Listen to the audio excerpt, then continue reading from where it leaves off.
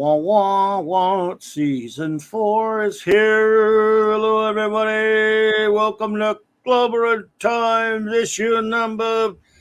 I want to see how long I can keep that one going, and I screwed it up. Never mind. 254 on YouTube, but 954 overall. Welcome. I always forget that part. We would have no we if you didn't do that. You realize? And I'm so glad that you do. Hey, what's up? What's up, everybody? Let's see here. I think it's called Saturday Night Star Trek. Sorry, I was writing names down and stuff. So, hello. Yes, indeed. Here we are. It's Saturday Night Star Trek for another. I know it's not Monday night. Co-sell is just, it comes natural. It's a habit. Oh my goodness, this. Well, I can't wait because we had such a fantastic time last week, and you were all just sensational.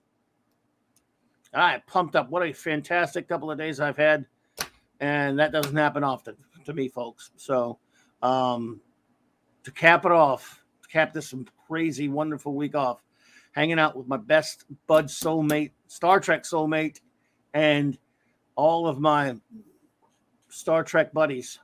Well said. My clobberers. Well said. Perfect. Said perfectly expressed. And we feel the exact same way about you. I think I messed it up a little bit, to be honest. I don't know. You're being a little too kind there. I think you should knock off a couple of points because I mispronounced some things and I was all over the place. But that's okay. No, you're too you. kind. Don't worry about it. I think my mommy would be jealous because that Raquel is nicer to me than she is. I love you.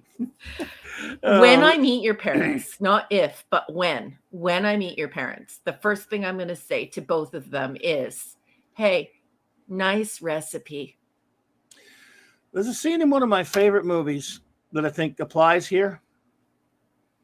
But I better tell you off the air because my parents never listened to this, but this is the one time they would, and they would get in trouble. Don't do it then. Don't get in trouble with your parents. Remind me later. Okay. That is pertinent to that, but no, you'll never meet him. I'll probably never even meet him. I mean, I haven't met him. Sorry. I was like, oh, kidding. See, they don't listen, so I can do that. But the one I was going to say, I can't do it. Welcome, everyone. Before we get started with our hellos, and then, of course, move on to our review segment of the program, I would like for my wonderful first officer, the esteemed Commander Briggs, the greatest first officer in the fleet, to tell us a little bit about her wonderful works of fiction. There is, of course, the link right there. If it go there, there you go. Go for it, number one. Oh, thank you so much. So community, what can I say to you? But Star Trek nerds and geeks, I love you. The support that you have shown me has been nothing short of just outstanding, gobsmacking. Thank you so much for your support, the beautiful reviews you've been leaving for me. It has been so incredibly helpful to me. Yes, folks, I'm selling my science fiction short stories and flash fiction on Amazon and Kindle. And I'm doing it because I'm trying to drum up support and interest so that a publisher will allow me to get out a proper short story collection. And if you would support my work, I would appreciate it so much. If you like Edgar Allan Poe, Philip K. Dick, the old Twilight Zone, if you like that sort of feel and really like short stories, and I know a lot of you love comic books, then you might like my short story science fiction, and I appreciate your support immensely. Thank you to everyone who has left me the amazing reviews, you guys, just the things that you've said about my work, and just that being able to have that conversation with you as an author and you as a reader is the greatest honor of my life, and I appreciate it so much. Thank you. It's funny that Philip K. Dick and all those other writers have said the same thing about you. Oh my goodness. Well, they are time travelers. So, anyway, please, everyone. Of course, there is the link right there. There we go. Oh, look at John. Hello, John. Good to see you there. Reviews to follow. Yes. Oh, thank you. You guys, Cool. you are instrumental in me getting published, and there are no words. Like, I'm stammering around here, groping around in a really ugly way, trying to find beautiful words to express how important it is to me and how wonderful I think it is. I can't believe that publishing houses aren't interested in short stories, and I can't believe that publishing houses have moved towards somebody having to have all of their stories published and have hundreds of thousands of people buy them. Otherwise, they're not interested. It's a very weird social contract. It's a very weird thing going on right now. And you're changing that. You're turning that tide for me.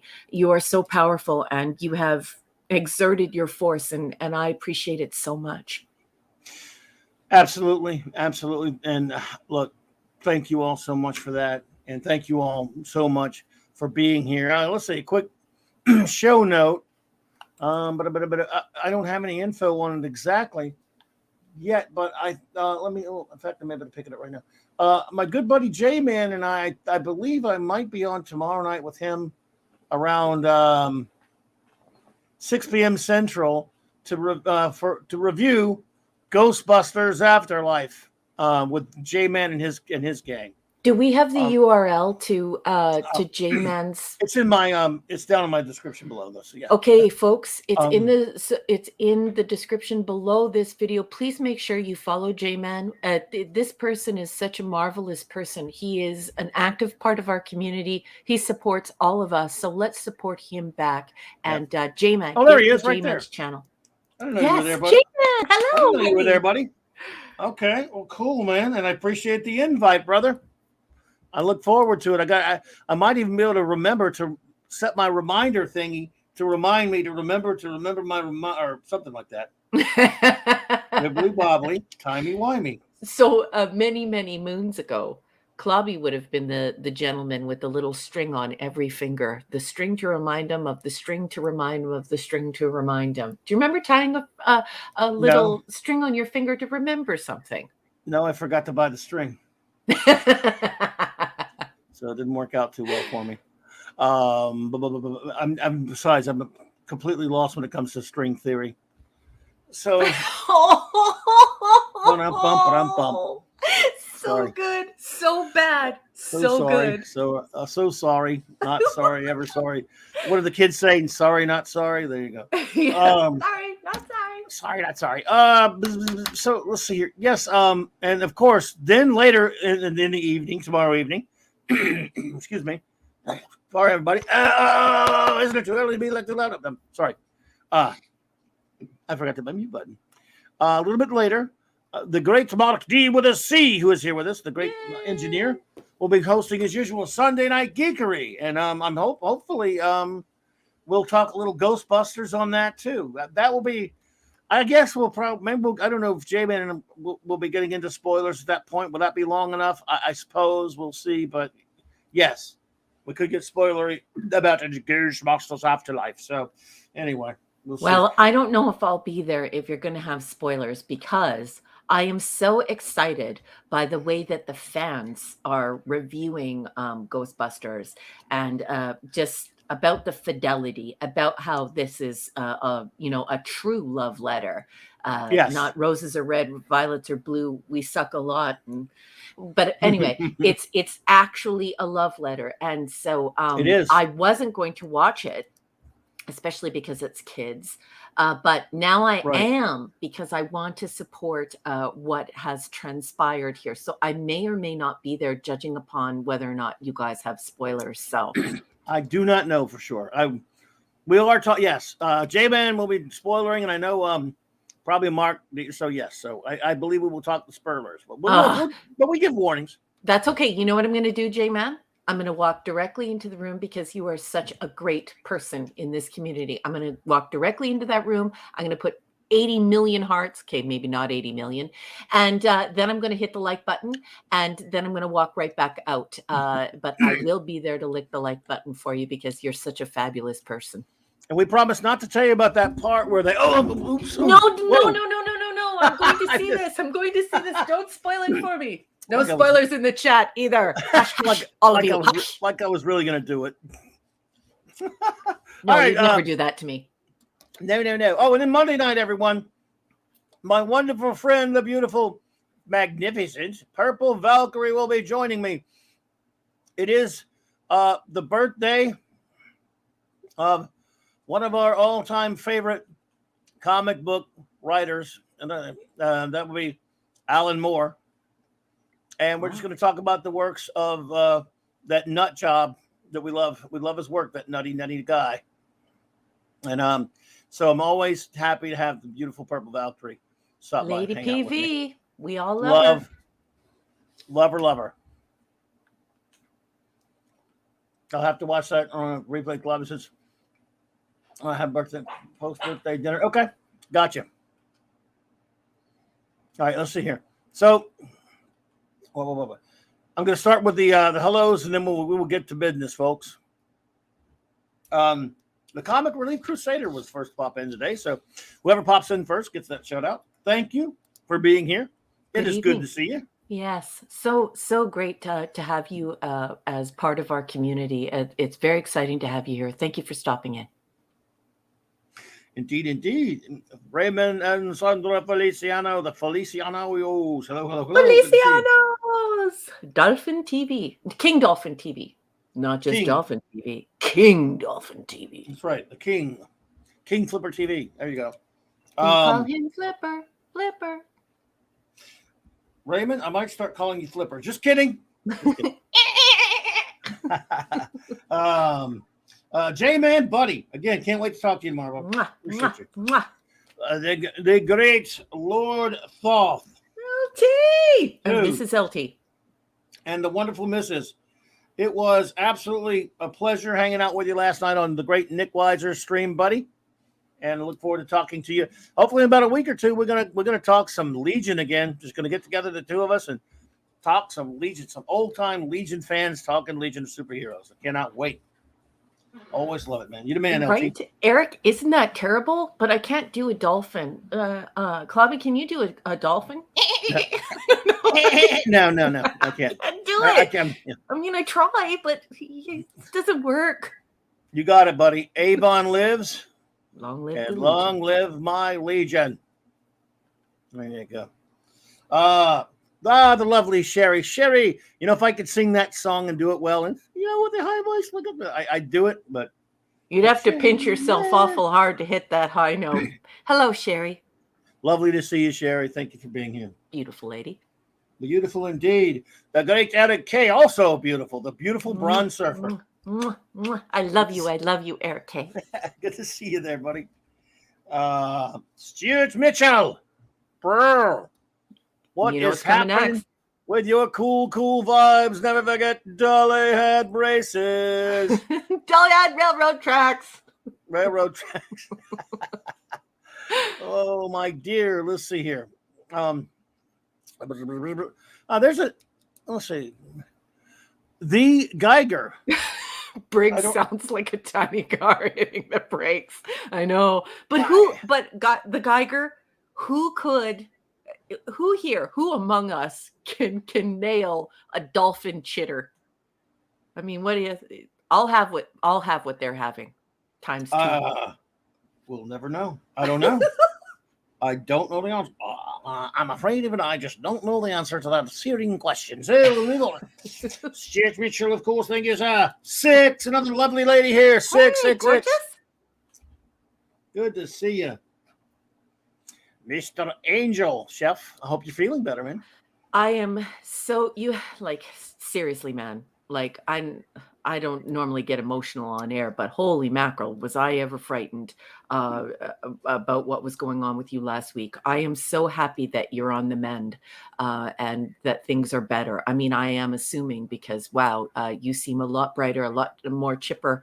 I hope everything is going well. And I cannot wait until you are fully better. And we're all thinking of you, Mr. Angel. You are our chef, our resident chef here on this ship, and you are, an important part of our crew. And very happy to see you. I hope you are doing much better. Now, the master of limericks, I don't have a limerick for you, so the only song you can get from me right now, Max, is Max Redstone was a man, was a big man. Well, then I like an eagle, and as tall as a mountain was he. Sorry, buddy. That's all I got. Oh, my goodness. Hungry Boy, the master of the clawbony. Yes. What Hungry is up? Boy. Hey, sir. Anonymous comic book artist who is also a very, very wonderful person. Just absolutely brilliant, wonderful conversationalist, always has something interesting to add. And of course, yes, he did give us the great Clawbony. The clawbony. We might start calling him the great clawbony. I might just start calling you that, the great clawbony. Now say it in Klingon, says the comics release crusader. All right, well, let's see here. Bolts. Kavichu. Bakbacha hobum. Rurojashak. Lefita Yoshigos of Buffga. And I'm like, okay, I think I got the lyrics right, but don't quote me because I could never do that again. The Catman, aka Didi Maz. Didi! I hope you and your lovely wife are doing well, my friend. Yes. The Snorty Man, the Snorty Bear. Snortopoopas! Cuber. That's a good bear. D. Bud Martin, Buddy, the Man of Iron. All right, bro.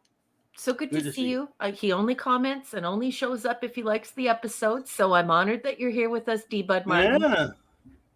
Yeah. Oh, thank you, Wolfie. Hello, speaking of. Wolfie, buddy. What is there, man? Ow, ow, ow! What is happening with your cool vibes, sir? Good to see you, Wolfie. Enigmatic Drop Bear. Hello, my friend.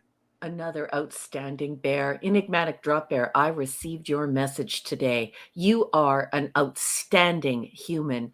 How can I ever thank you? And thank you for that was such an erudite and wonderful review. And thank you for going that extra mile to make sure that Amazon counted it. I don't know how to ever thank you. What a wonderful friend you are. Who are you calling human? He may be. We don't know. He may be. I think he might be from Gallifrey or Vulcan. I mean, look, but he is a bear. He is a bear. So, sorry, he is a bear. Hey, look who just walked through the door. Look at Tom. Tom. Tom. What's up, man? Hello, handsome. Mwah, mwah, mwah. Well, I don't know. I'm going to call you handsome too, just to make you feel that. Hello, handsome. What's up, bro? Tom, love you, man. Good to see you, buddy. Oh my goodness. Yes, indeed. At Midnight's Edge, the great channel, sir. Always good to see you. Yeah. Oh, have a strong cup of mead. Indeed. Oh my goodness. Rennie A. Hey, gorgeous. Another. This is beautiful ladies' night. Man, all the sexy chicks are here. All the sexy Star Trek chicks are here. I'm gonna start ignoring you guys. We got ladies here. I mean, you know. Phantom Outsider, brother. Good evening. Cal L. What is up with yourself, bro? Good to see you. And to call him Scuba Pete. Scuba Pete! And Leslie. And his whole Leslie. Family. Just all the Petes. All the Scubas. All the Petes. Love you. Yes, indeed. Scuba, good to see you, brother. It was cool hanging out with you last week on Mark's Sunday night geekery, bro. So and visit with us again, and come over here and visit with me one night. Michael Beacom, always a pleasure, my friend. Nice to see you. Looking forward to your comments this evening, Michael Beacom. And speaking of the ladies, our wonderful communications officer is here, the great anti-derivatives, Jill. My fellow nerd, I love you. Good to see you. Hope you had a good week. Indeed. Our good buddy, John, JPRPH1, brother. Hey. John, nice to see you. Yes, indeed. Hey there, Shane Nolan. Hey, Shane Nolan's here. Yeah. That wonderful Irishman. Hey there, man. Good to see you. Cyber Soldier, whom we met last week. Good to see you, Cyber Soldier. And great comments from Cyber Soldier last week. So it's shaping up to be a very, very interesting evening. This is going to be a very intelligent conversation tonight. Great team is forming here tonight. Indeedishness. Mark D with a CR chief engineer, bro. Good to see you. Good evening, Mark. The great Steve Mitchum. What's up, brother? Thanks, buddy, for being here. Good evening. How's Maddie? Give her a big smooch for me. Captain James T. Skywalker reporting for duty. Yes. Darth Haster. What's up, Darthy? Good to see you, bro. Good evening, Darth. Keely Chow, an insincere roll tide to you, my friend. Did you guys beat Arkansas today? I didn't get to see all of that when I was just kind of glimpsing at it. So I would say that I hope you did. But I'm gonna, just for old time's sake, I hope you rolled today because it looked like a tough one there at the end there. So you probably did, knowing Saban. You pulled it out. Yeah, I bet you did. Damn you! I'm just kidding. So that's good to see you, Keely. We appreciate you being here, brother. So I guess we are ready to leave a little bit. I would say we are. What I do? I did something wrong. No. All right. Okay. I think we got everyone for the moment. We will shout out anyone else who pops in. All right. So we're now starting. Although last week we did do the tail end, the beginning of season 4 because it was the part 2 of Best of Both Worlds. We are now officially starting season 4, and I will let my first officer take the con and explain to you what we do here. Well, first, I have a duty to fulfill, Captain. Do it. These are the Steves I know. These are the Steves I know. These are the Steves I know. These are the Steves I know. And Kal-El, Steven, you can send me anything you would like on Twitter. You are a great friend, and I would be honored if you sent me that. Okay, so welcome. If you've never been here before, we celebrate Star Trek, real Star Trek. And so that's 1966, well, technically 1964, but 1966 to 2005, what I call the 735 Club. That's what happens when you add up all real Star Trek. It adds up to 735. We're here to celebrate it. We're doing it in chronological order, and we have a text. We read from that text. It's verified information, and then we all discuss it. Clobby and I discuss it, and both of us have been Star Trek fans for over 40 years each. And then we have this incredibly knowledgeable chat. Geeks and nerds abound with wonderful knowledge on each of the episodes. So it's not a formal review. It's an informal review. The kind of conversation you would expect if you were walking in a con and saw a bunch of Star Trek nerds sitting together. So we do 4 at a time. And tonight we have 4 ready for you. And, on the internet, you're going to hear a lot of stuff. You're going to read IMDb. You're going to go to Memory Alpha and all these places. That's user-generated information. We kind of push that back here. I don't appreciate the user-generated stuff because people can say anything. And it's really polluted the Star Trek knowledge base because many of the things that we think are facts are actually factoids. And so I'm going to be reading from a text tonight that's just marvelous. It's Star Trek 365, The Next Generation. And it's written by Paula M. Block. Now, Paula M. Block is a prolific Star Trek author. She writes a lot of books on Star Trek. And the best thing is she's not going around and getting references from other books. She's not on these user-generated sites using them as her resource. She goes to the production team. She goes to the actors and actresses. She goes to the original source material and she reports it here. So it's just terrific. She gets a little bit of help from her husband, Terry J. Erdman. Sometimes Terry publishes his own books and he is the chief author, but she's just getting a little bit of help from him here. And of course, this book was blessed by the great Ronald D. Moore. And we'll hear from almost everyone who was involved with the making of TNG within this book. And so let's get started. Indeed. Let me get to my, whoops. Oh boy, sometimes it takes some traveling to get to it. Okay, go for it. Our first episode is, go for it. There you go. Oh, I have some house cleaning to do first. Mark D with a C, who is, of course, the chief engineer of this crew, he asked me if I could please start doing a Wesley is Gone countdown. And so, yeah. Oh, Renier says, I got to run. Much love, Clobby and Raquel. You guys are awesome. Renier, I love you. Thank you so much Love for you, Brittany. stopping in, for supporting this channel, and just for being a beautiful and wonderful lady. You are such a good friend Yes. to us. Thank you so much. Good night, honey. Take care, Renee. Thank you so much. Okay, so here we are. Final mission, season 4, episode 9, marked Wesley's final regular appearance on TNG. Mark, are you hearing this? But we will see him again when he guest stars on season 5 and season 7. And of course, he's also in Nemesis. But I don't want you to feel bad for him. He is departing.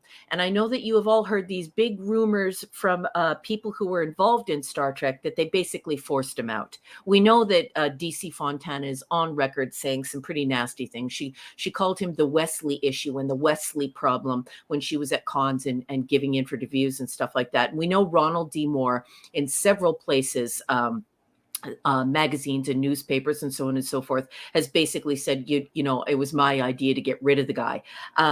That's not exactly true, because Entertainment Weekly on November 29th, 1996, you can look this up on the Wayback Machine, November 29th, 1996, Entertainment Weekly published an article written by a woman by the name of Kate Myers.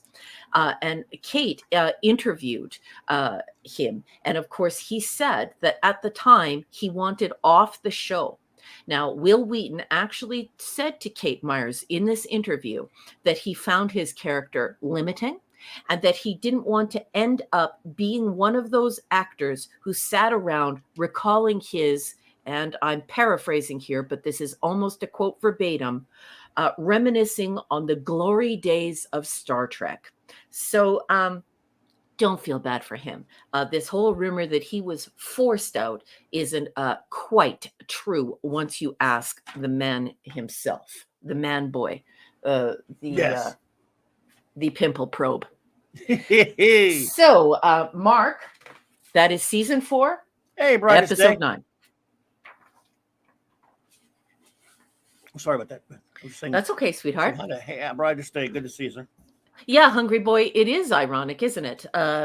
They're trying to make it seem as though they forced him out, but I just think there's bad blood all the way around.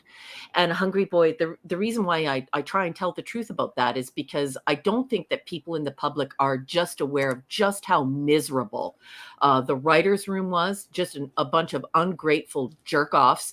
And then also the cast. The cast was just, they all have lamented how much they hated being on the show. So, you know, they're reminiscing on their glory days now, aren't they?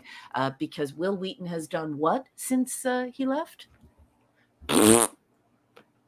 Okay, so tonight's first episode, although it is out of order, so we're out of production order, and we talked about this last week, and the reason being is because, you know, we had to have this big Picard thing going on because the fans hated Patrick Stewart.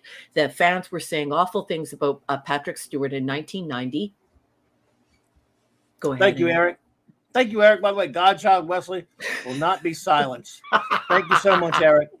Love you, Eric. We know you love Wesley, but we don't mind. We don't judge you. Yeah. So family is picking up on this idea of trying to reconnect the fans with this actor who they hated. That the fans started to dislike Patrick Stewart, so they moved out of prod order. So it should be Suddenly Human, but here we are at family, and so here we'll be discussing the broadcast order, not the prod order. So this is season 4, episode 2, and we all watched this for the very first time on October 1st, 1990.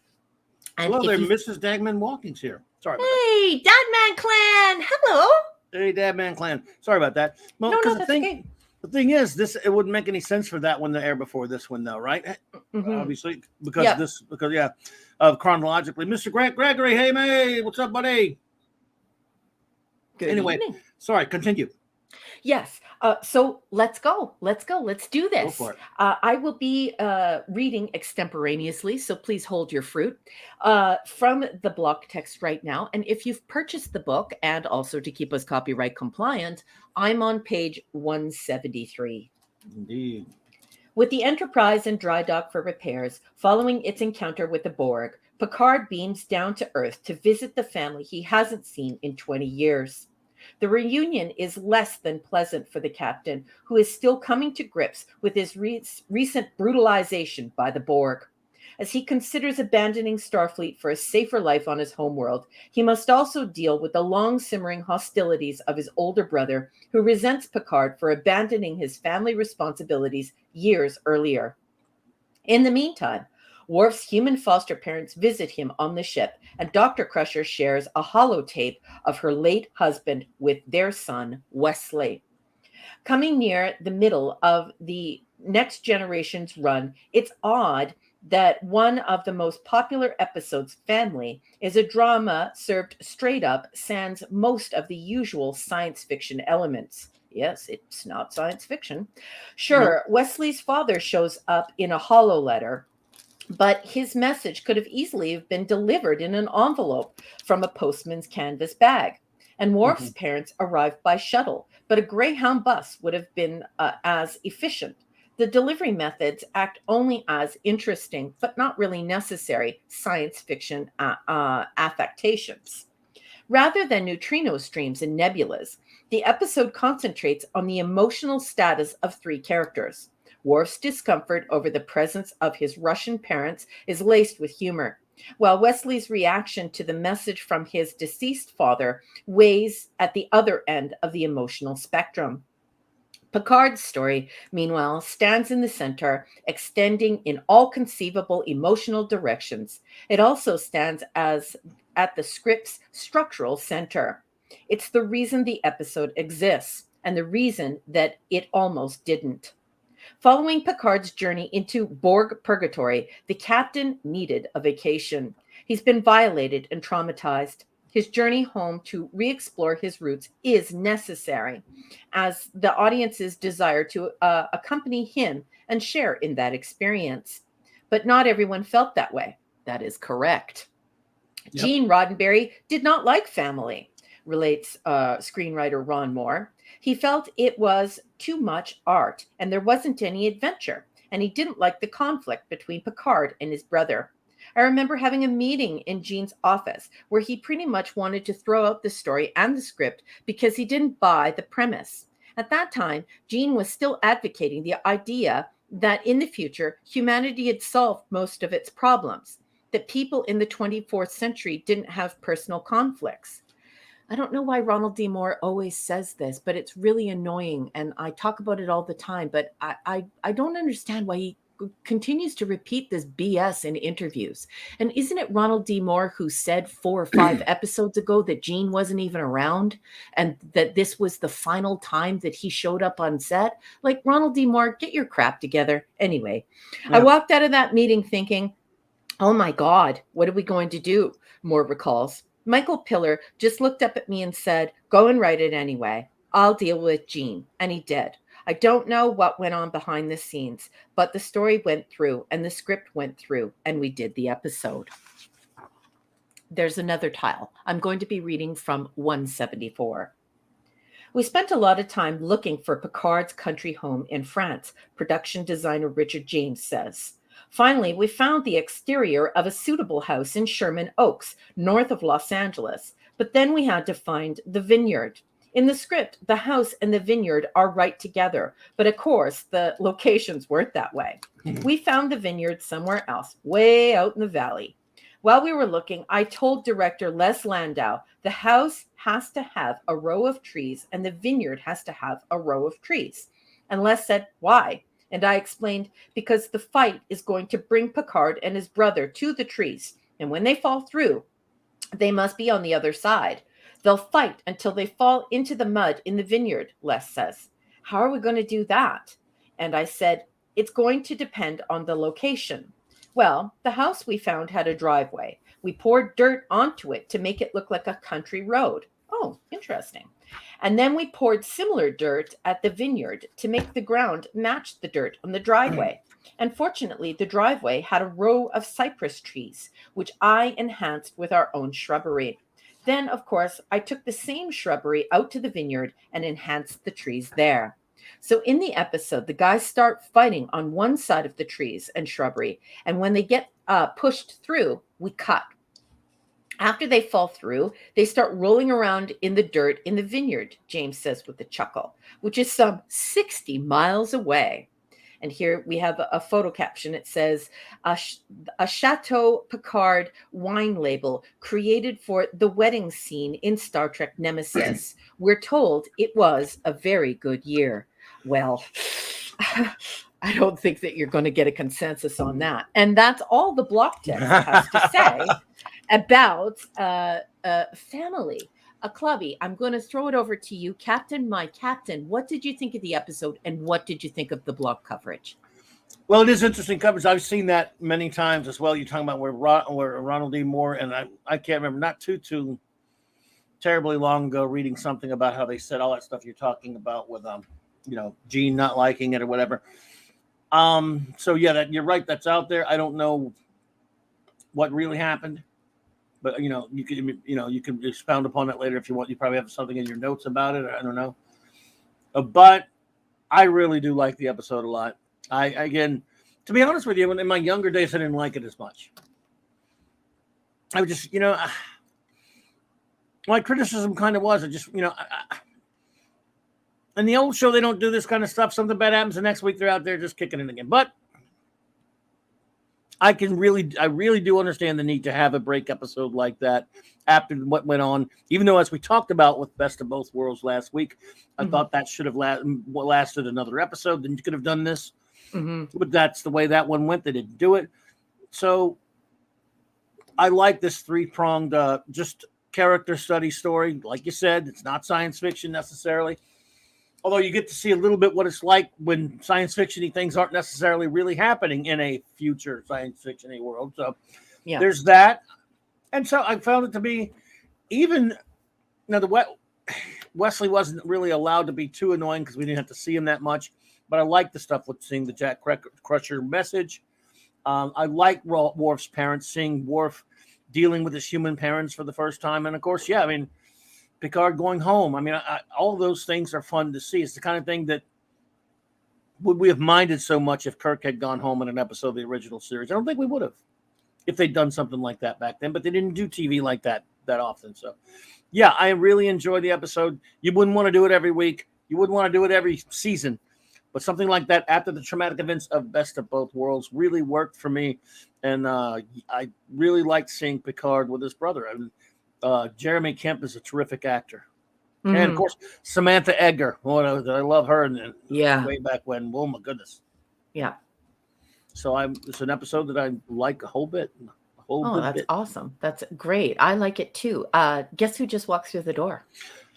Our good friend, Chuck Marble. Chuck, I got him written down. I saw him pop in a few minutes ago. Chuck, welcome. Good to see you, my friend. Thank you for stopping in. We appreciate you. Absolutely. So you have notes? I do, and here they are. As many of you know, this is an informal review, and I sort of thought, what can I bring to the table for Clobby? And I watch all of Star Trek from 1966 to 2005 every year. I've been rewatching in chronological order as each iteration has unfolded. So my contribution usually is my notes and my conversation with Clobby. So here are my notes as I rewatched this year. This is a good episode, but it's not science fiction, and Gene hated it. And of course, Gene would hate this, and not for the reasons Ronald D. Moore says in the block text. It's because it's Pike. And remember that Gene had to face the idea of the war-worn Pike, where Pike decides to entertain the ideas of leaving Starfleet because too much had happened to him. And so if he had to leave Pike behind and he had to come up with Kirk, it's very obvious that Gene would be opposed to revisiting Pike because he already did that. He decided that. So the reasons Ronald D. Moore gives are ridiculous. And if you understand what happened with Pike and what happened when Pike had to become Kirk, then you realize that this is silly because it's something Gene's done before, which would be in his Bible. Please stop redoing things. So his intellectual bend on this Gene's would have been, well, this is a Pike story. This is a war-worn man who's now decided that he may want to settle down and raise horses. He may want to settle down and raise a vineyard. I'm joking, of course. He may want to settle down and... Oh, sorry. Okay. I want. Sorry about that. Okay. My dogs are only 1 pound each, and they just learned how to bark 2 days ago. So I apologize for that. My husband has them now. We all like doggies. You're good. Sorry, everyone. Okay. You've heard a 1 pound dog bark. I didn't like Ronald D. Moore's take on that because we know the true heart of the reality of it, and it is revisiting Pike deciding whether or not to stay in service or to settle down. Mm-hmm. And then I wrote in my notes, the French Englishman, another thing that annoyed Gene Roddenberry. And then I put barf in yelling all caps. And then I put, this adoption story is a paragon of the process and purity of heart humans are capable of. I absolutely love Worf's parents. They steal the show. They steal the episode. I weep every time, and not just once, not just twice, but thrice. His mother, Georgina Brown, has the most loving, sweet, soft, amazing eyes, and wouldn't every single person just absolutely love to have parents like this? Wonderful. I love her. And also gives Michael Dorn a wonderful opportunity to show his visage, his countenance, his loving, incredible eyes. It's such a touching moment. You believe your belief is fully suspended when mother is looking into her son's eyes, and everyone should just hope with all of their heart to have a mother and a father and a son like this. Jean-Luc says Robert and Rennie, but he's French. So, of course, he should be saying Robert, and he should not be saying Rene, or Renee, and not Rennie. The French village where everyone is English. Yes, welcome to the French village where everyone has an English accent. And remember, folks, this isn't the Gene Roddenberry's problem like people think on social media. Remember, we had to have 5, 6, 7, 8 conversations about the fact that he did not want patty stew, and patty stew was forced on him. The Kemp, as the elder brother, makes me bawl my eyes out. What a beautiful human being. And one thing I did not like is that Jean-Luc only needed a single day to work out his PTSD. And so I found that a little, I don't know what word I want to use, incredulous. I want to be incredulous about a one-day PTSD. So beautiful, not science fiction. I can understand why Gene didn't like it. Don't bring me back to Pike. We've already been there, done that, got the t-shirt. For me, the highlight is Worf's parents and this adoption story of pure love, where they actually love the child more than somebody would even love their biological child.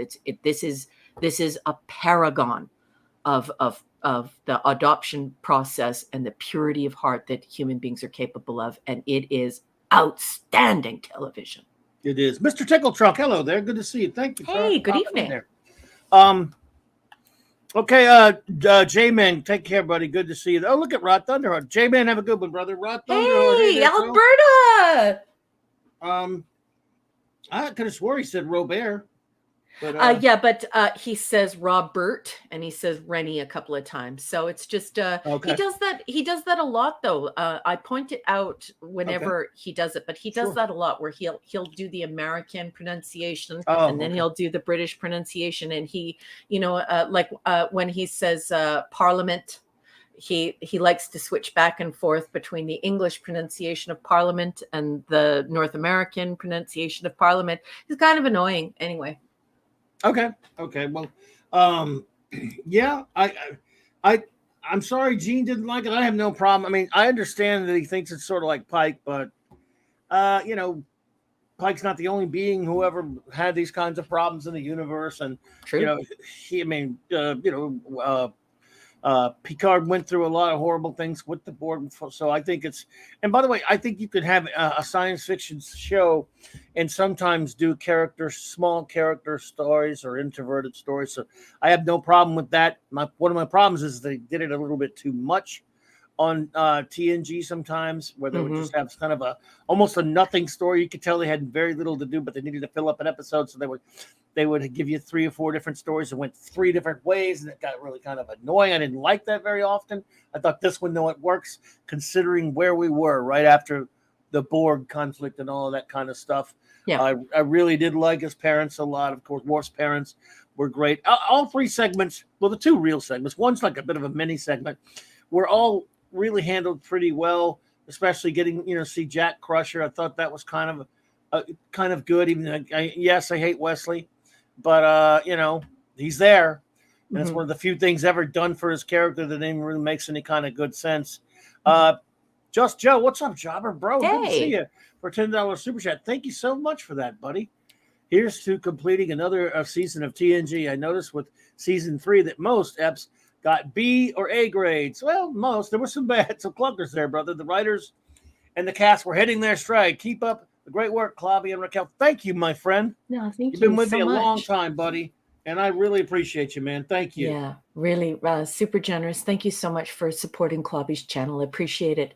Yeah, I think that I think it's just a little bit weird. Anyway, it takes me out of the story. I think that it could have been fixed by just having Robert and the family change clothes once. I mean, you didn't even really need to change the script in any way. What you just needed to indicate that a couple of days had passed, and we can do that by just changing clothes once or twice, because anyone knows when you're going to go and face your older brother, and you're going to fall into his arms and look for his guidance and his love. And obviously, Robert is an incredible brother. He is the ideal older brother. What a sweetheart. He tries him with fire, but then he also loves him passionately like a father. So he's the ideal older brother. But it's just, PTSD is a very serious issue.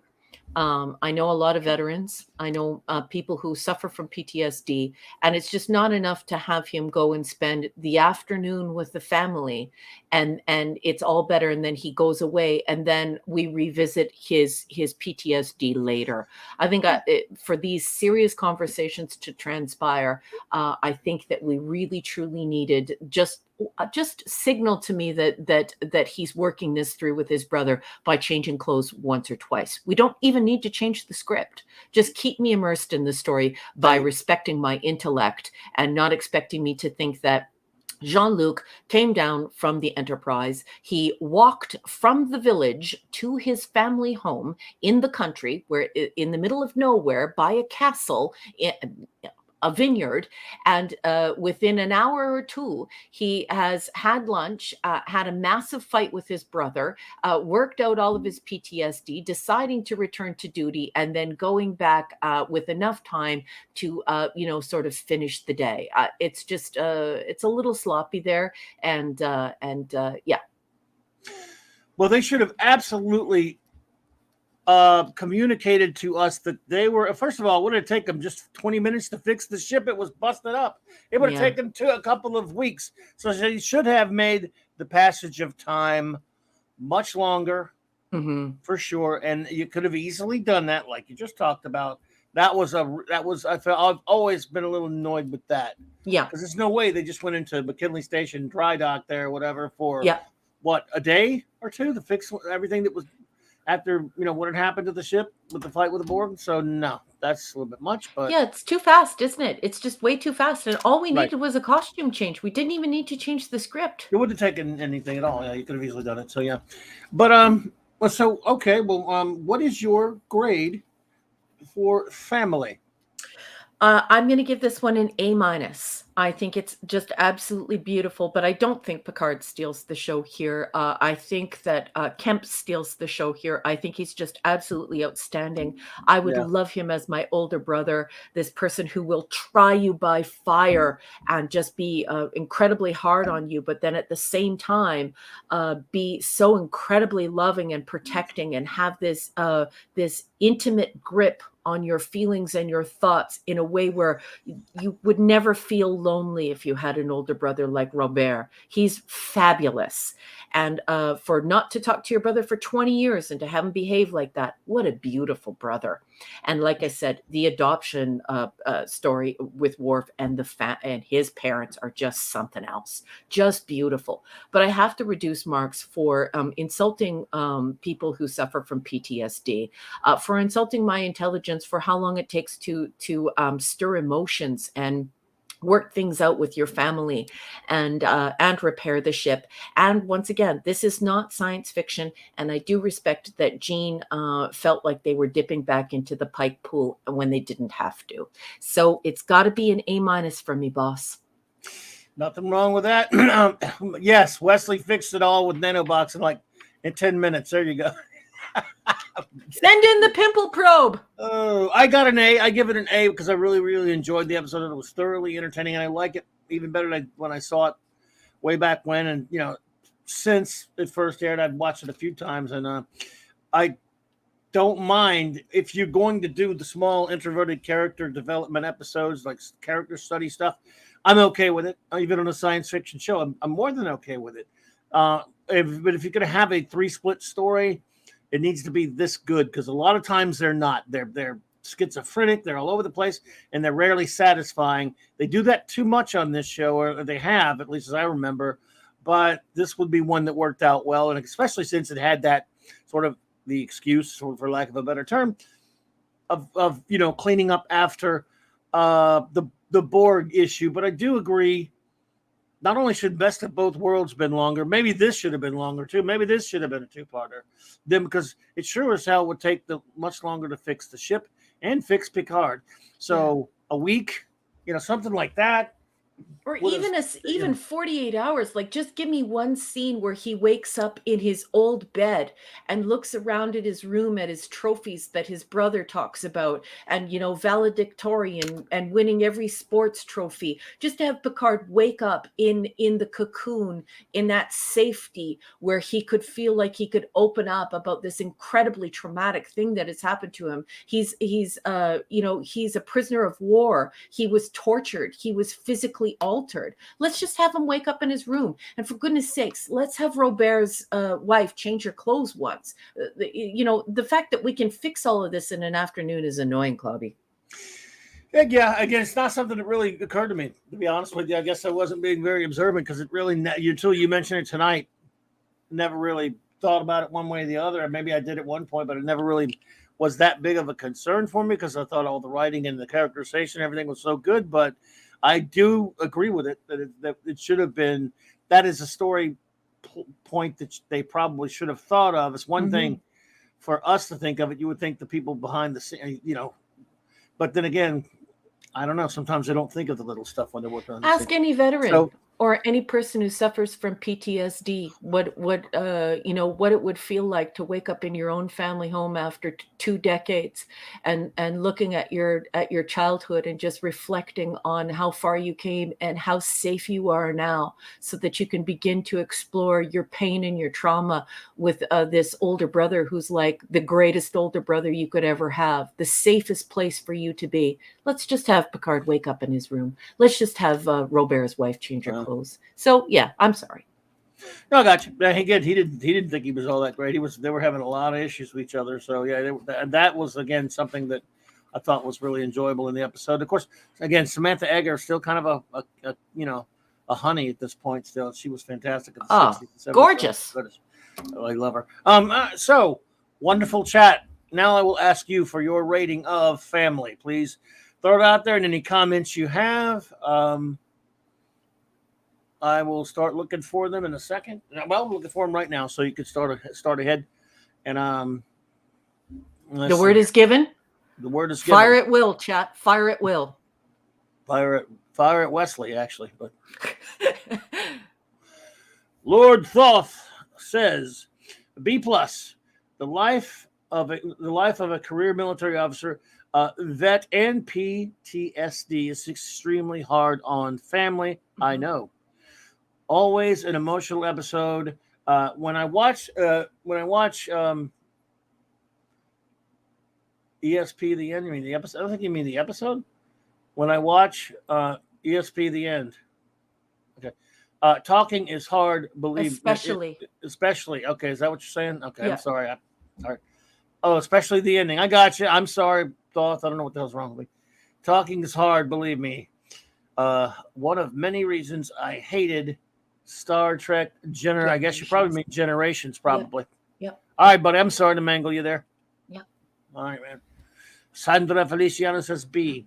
I like the glimpse into characters' backgrounds. I agree that Picard recovered too soon, even with the time he had before getting home. It should also take longer to do a major refit on a starship. Yeah, that's for sure. Boy, I like it when all of our military and our service people come forward. We got the RCMP officer, and then we've got the pilot, the military pilot. But yeah, it's good to hear from you folks. Absolutely. Mega Cropper, hello there. Thank you for being here. Evening, Mega Cropper. Let's see. A from Mega Cropper. Kal-El says A+. This was one of the most heartwarming episodes of the series. Mm-hmm. It showed a realistic portrayal of PTSD following Picard's Borg encounter. Worf's parents were amazing with their support. Yeah. Yes, indeed. They were really good. Let's see here. On a personal note, I could also relate to Wesley's reaction to his father's message. It was a poignant moment that made Wesley more human than genius and outstanding episode overall. Yes, thank you. Absolutely, sir. Oh, absolutely. That's wonderful, Stephen. That's wonderful. I'm glad you enjoyed it. Mr. Angel, excuse me. As a huge fan of Worf, I like this episode so much. His mom reminds me so much of my own. I just love to finally get some backstory on his family and history.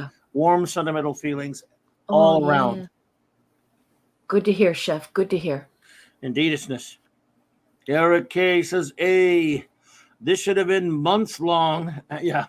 Months long. Have him grow a beard. Loved Robert showing he cares and solves the problem. Yeah. Only Wesley could solve all problems this quick, but it was just not long enough. Yes. Yeah. I totally agree with Eric. Poopas with a B. Mud wrestling in Star Trek. Yeah. and not even chicks. That sucks. I'm sorry. We've waited so what kind of Samantha Egger about Beverly and Troy? Never mind. We've waited so long for this, and it turns out to be two old Frenchmen with British accents. Yeah. Even his nephew. Even the nephew has a British accent, and well, so does Samantha Egger's British as well. And his buddy who comes to him with the project. Right. That's right. Yeah, I do love Jeremy Kemp. He is a great actor. Let's see. He's outstanding. He's just absolutely outstanding. And the character that he creates here in Robert Picard is the older brother I want. I want that older brother. Indeedishness. He was really amazing. And so much, he's like a towers over little puny little Patty Stew there. Yeah, Patty Stew's a shrimpy shrimp. Shrimpy, he is. The Picards are hiding something, and it's not the secret of making not the secret to making Picard Crew Bordeaux. Overall, however, I found the episode charming. Me too. Missed opportunity. Holographic Jack Crusher saying, "Shut up, Wesley. You suck." I like Sergei Rosenko nerding out on us. I have all the specs and diagrams at home. Yeah. Worf, Oh yes, this ship is amazing, Wolf. Tell me, what is your captain's name? Picard. What is it? I'm so sorry. Yeah. Ba-da-ba-da-ba-da-ba-da-ba-da-ba-da-ba. I always say Georgina because, like I'm an adopted assimilated Greek, but it's Georgia Brown and Theodore Bickel or Bickel. And just Michael, yes. the two of them, they're just glorious actors. They're just absolutely outstanding. Yes, they were excellent. Hey, Nick, better drop bear. Take it away, number one. Well, good evening, my smarty pants friend. How are you, my nerdy drop bear? Let's do this. Enigmatic Drop Bear is doing a 4-parter, and he's giving this one an A. He says, everyone we encounter in France speaks in received pronunciation, and the Picards live in a Tudor mansion. What happens? Does King William conquer France on the millennial anniversary of 1066? I Right? so. Enigmatic Drop Bear, you're thinking the same way I'm thinking. 2 of 4. This episode could be seen as sentimental, but it was an appropriate way for the show to follow up the tour de force that was the best of both worlds and the catastrophe of Wolf 359. 3 of 4, exclusively character drive.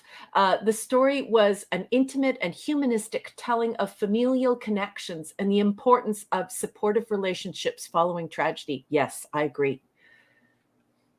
And 4 of 4. The Troy continues her problematic journey as a wannabe counselor. Counselor Camel Toe.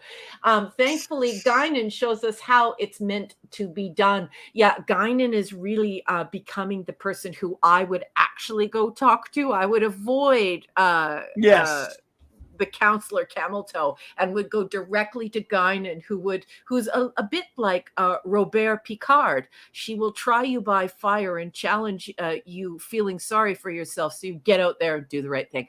Enigmatic Drop Bear, beautiful, beautiful, beautiful review. Loved it, loved it, loved it. Well done, ED. Thank you. Thank you. Raymond Feliciano says, A, one of my top 5 episodes. I agree with the TSD Passover, but the relationships, multiple lumps in my throat. Spoiler. Yeah. Sad that this will be the only time we see Picard's brother. Yes.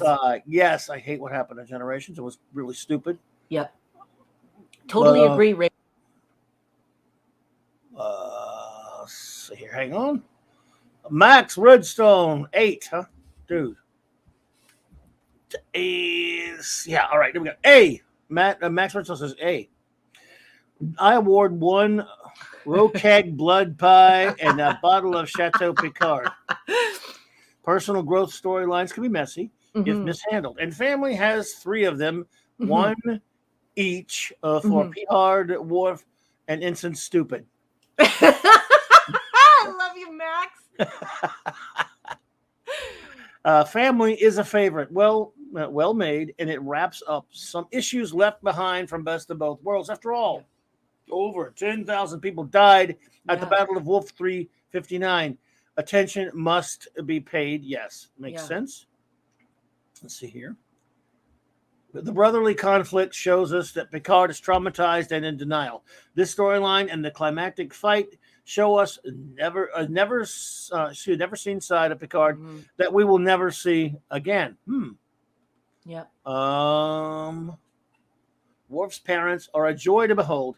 We learn about Worf as a child and how he is dealing with discommendation. Yeah. So beautiful. Agreed. I would pay to see Worf and his parents in Fiddler on the Roof. Max, you are the most marvelous nerd. You have no idea how much I love you. The time spent on Wesley is minimal, and rightly so. It's a filler storyline that should have been devoted to Picard. Yeah. It would have been funny if Jack Crusher's message went something like, "Here we go, Max. Wesley, if you're watching this, it means I'm dead, and I've probably been murdered by Captain Picard," which would set the stage for Wesley Crusher as Hamlet. Oh, dude. So good. Oh, good. Jesus Christ. What do you know? Deanna can be a counselor without her soul being. I guess Picard and the rest of the crew find it sexier when she doesn't use her words. Guinan is better with words and guns. Max, Yes. I want to hang out with Max. Max is the most marvelous nerd, and I love his limericks. Like just lick after lick. He's on fire tonight. It's on fire. This is a masterfully done episode, considering that it's science fiction with almost no science fiction. Yes, things happen a bit too soon, but still, bravo. Well Love done. you, Max. And bravo to you, Max. Max, that is an outstanding, and very cerebral review. I love all of the pop culture and literary references. Max, Redstone, stand up and take a bow. Love you, love you. Indeed. Welcome. Thank you. Or either one, and welcome. You're always welcome.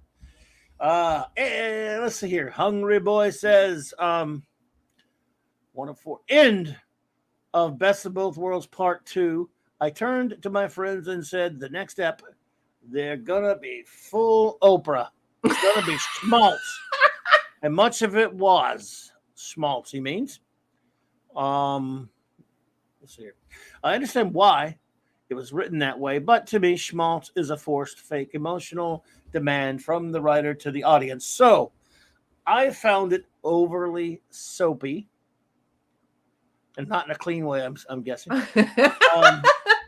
And though I love the war family scenes, I felt they were overwhelmed by a modern writer's problem. Oh, interesting. Let's see here.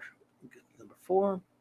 The need to know the difference between emotional content and emotionalist puppetry. Wow. Which is the difference between 12 Angry Men and Cocoon. B. Okay. Hungry Boy. Well done, sir. I'm impressed. Excellent. Yes. And our wonderful communications officer is ready, so go for it. Number 1. Rod Thunderheart's asking me to look at something here. I'll get it in a minute, Rod. I'll be right there, Rod, my fellow Albertan. Okay, anti-derivative Jill, the great and wonderful nerdy communications officer on this crew. Jill's done a 5-parter, and she says this one is an A+ for her. Mm-hmm. She says, a minor car accident is not like war or assimilated, but like him, I'm telling everyone I'm okay, even though I flinch a bit when I spot reckless driving now, like today. I'm still hyper aware. Oh, my goodness. Yeah, sorry, I'm glad Jill. You're okay, Jill. Glad you're okay, though, Jill. Thank you. 2 of 5. She says, you lose control until you can brake or change direction.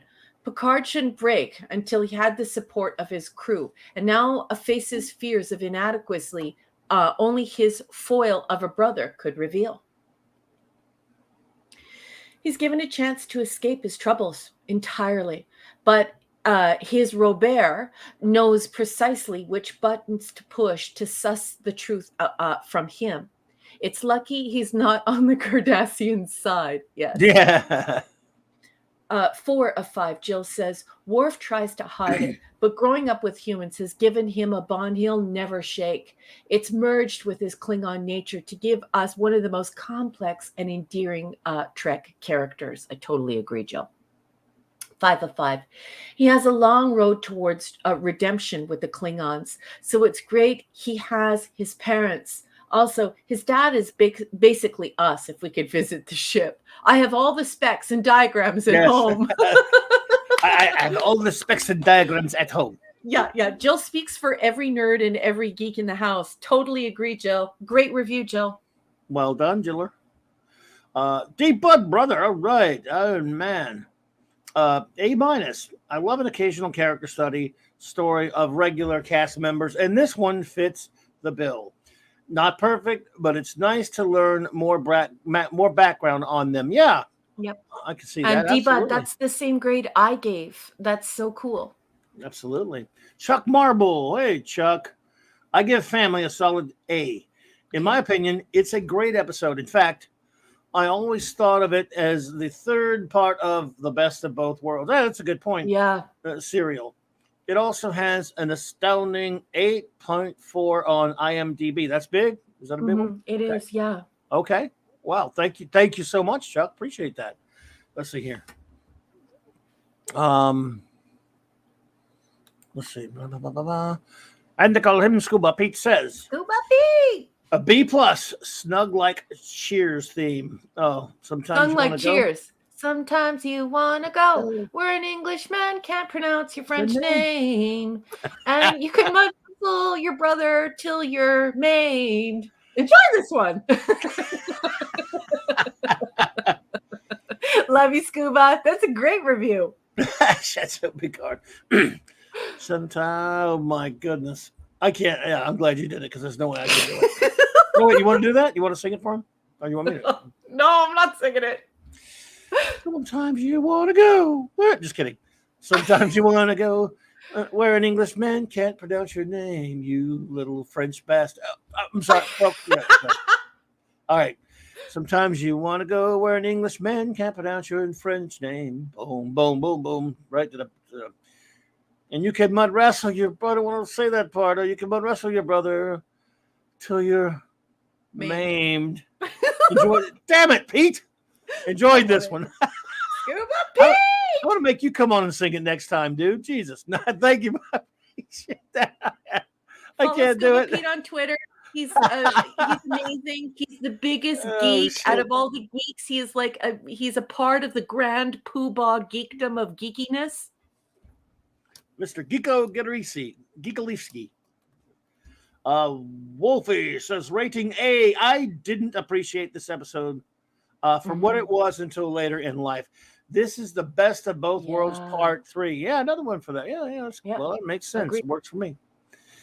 Great writing with Worf and his parents. I used to work for an old Excelsior class. Excelsior! Which might be unfortunate for someone as they are still in service. I have all the specs and diagrams at home. I like that guy, though. Yeah. What an odd shape for a dry dock. Why is that crab attacking the Enterprise? Yeah. McKinley Station. It is odd, right? It's a very odd design because yes, it is. Yeah, it's like a bottle cap, and when you look at the moving parts, it doesn't make sense. But anyway, Cyber Soldier says B plus. Great moments among the multiple characters. Picard wrap up in the end was too quick. Picard's PTSD should have a mini arc. Probably through the rest of the series, not just showing up when the Borg shows up. That is absolutely a good point, Cyber Soldier. Yeah, absolutely. Cyber Soldier, I totally agree. That's my read on this as well. It's unfortunate too because you know what, Cyber Soldier, without any malice in our hearts, we can just say it's a missed opportunity, and make sure that we correct it on shows like this where we speak for people who have PTSD and we say, hold on for a minute there. It's not that easy. The great Malkadi with the C says, touching book into the best of both worlds, and Patty Stew really nailed the confession of his pain to his brother. Brilliantly acted by Jeremy Kemp.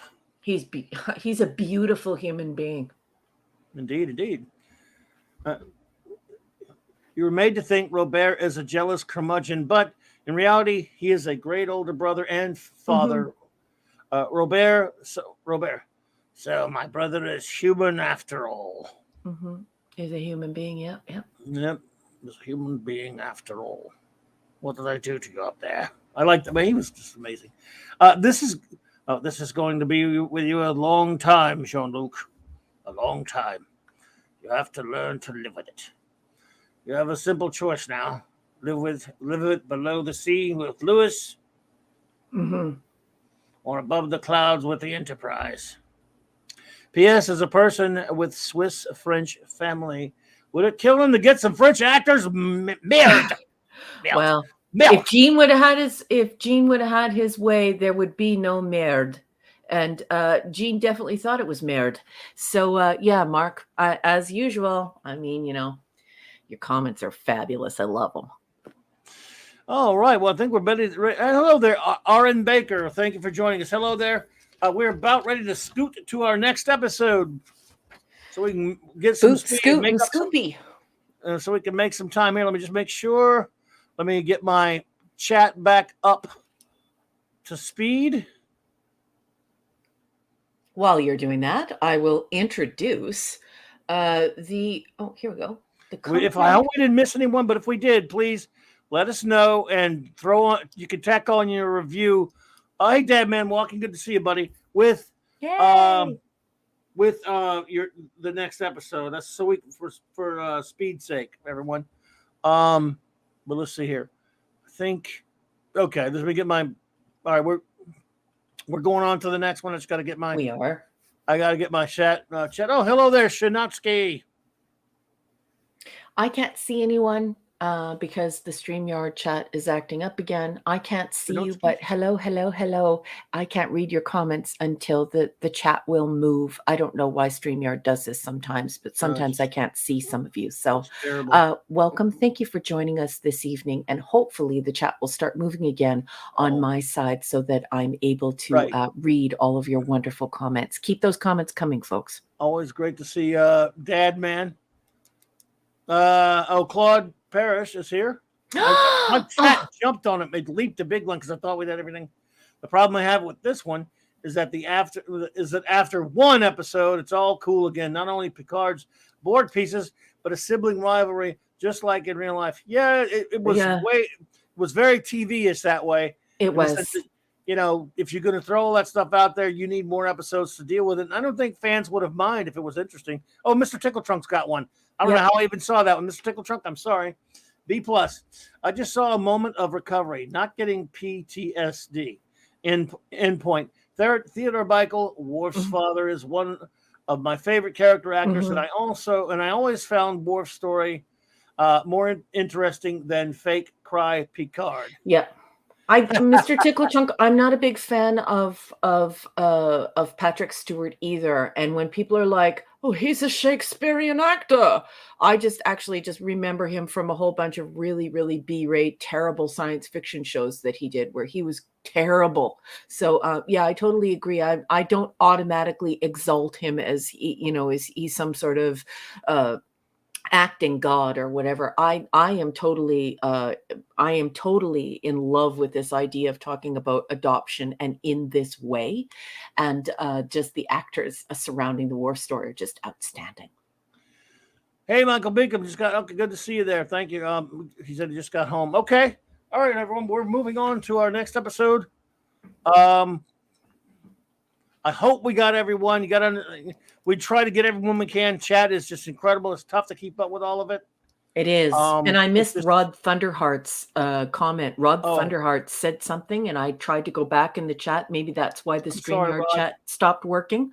But Alberta, hey, Alberta, Rod Thunderheart, I love you. You're a good friend, great part of this community. And I definitely didn't miss that comment on purpose, sweetheart. Oh, yeah. No, the way it goes with these damn things. All righty then. Are we ready?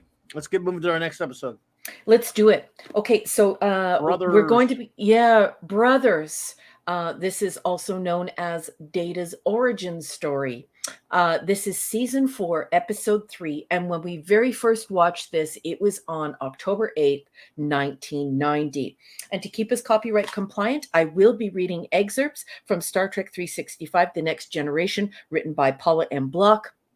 She gets a bit of help from her husband, Terry J. Erdman. And of course, it received the blessing of Ronald D. Moore and includes all of the interviews from the folks who brought us TNG.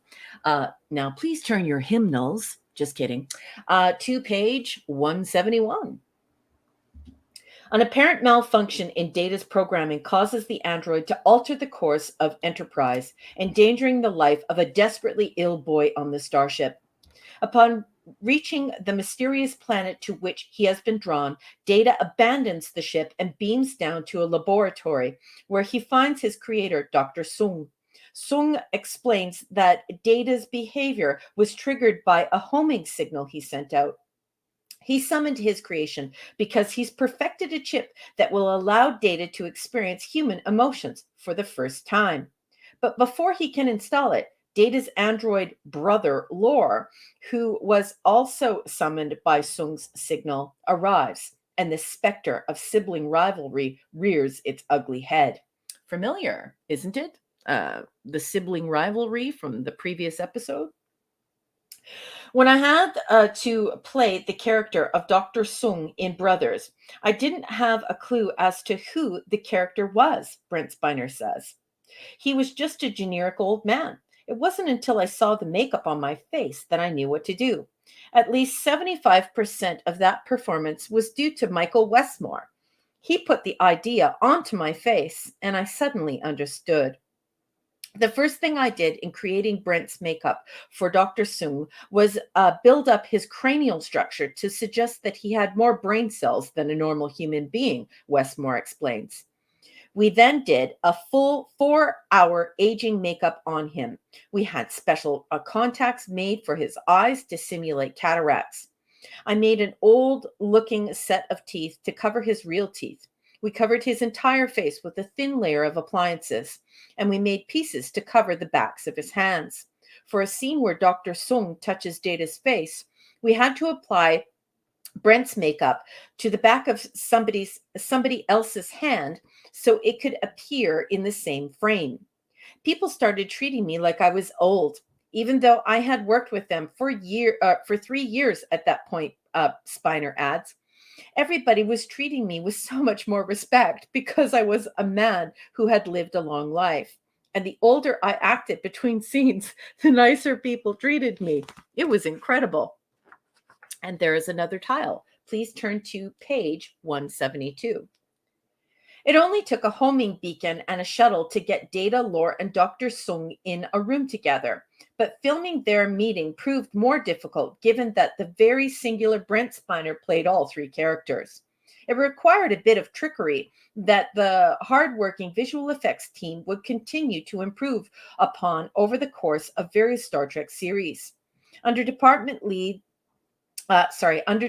heads Rob Legato and Dan Curry, they applied the techniques established here and onto Rikers, multiple Worfs, and multiple Kiras on DS9, etc. Such trickery generally starts with a locked down camera, with a lit and a pan releases screwed tightly in place and the tripod nailed to the floor. This guarantees that there will be no camera movement whatsoever. With the camera locked down, we determine which of the characters drives the shot, who's in the foreground, who's in the background, Dan Curry explains. Then we shoot the background character live in the scene, and we shoot the foreground character against a blue screen so we can composite him in. If circumstances allow, Curry continues, we roll a little portable blue screen so the characters are all in the same lighting setup. Otherwise, we have to take careful note of the lighting because shooting the blue screen element later makes it harder to recreate the camera height, tilt, and focal distance. When the actor has to change costume or go to makeup or hair, the changes can be very time-consuming, Curry says. That determines whether we can shoot the blue screen at the same moment on set or whether we have to shoot it on another day or even another stage.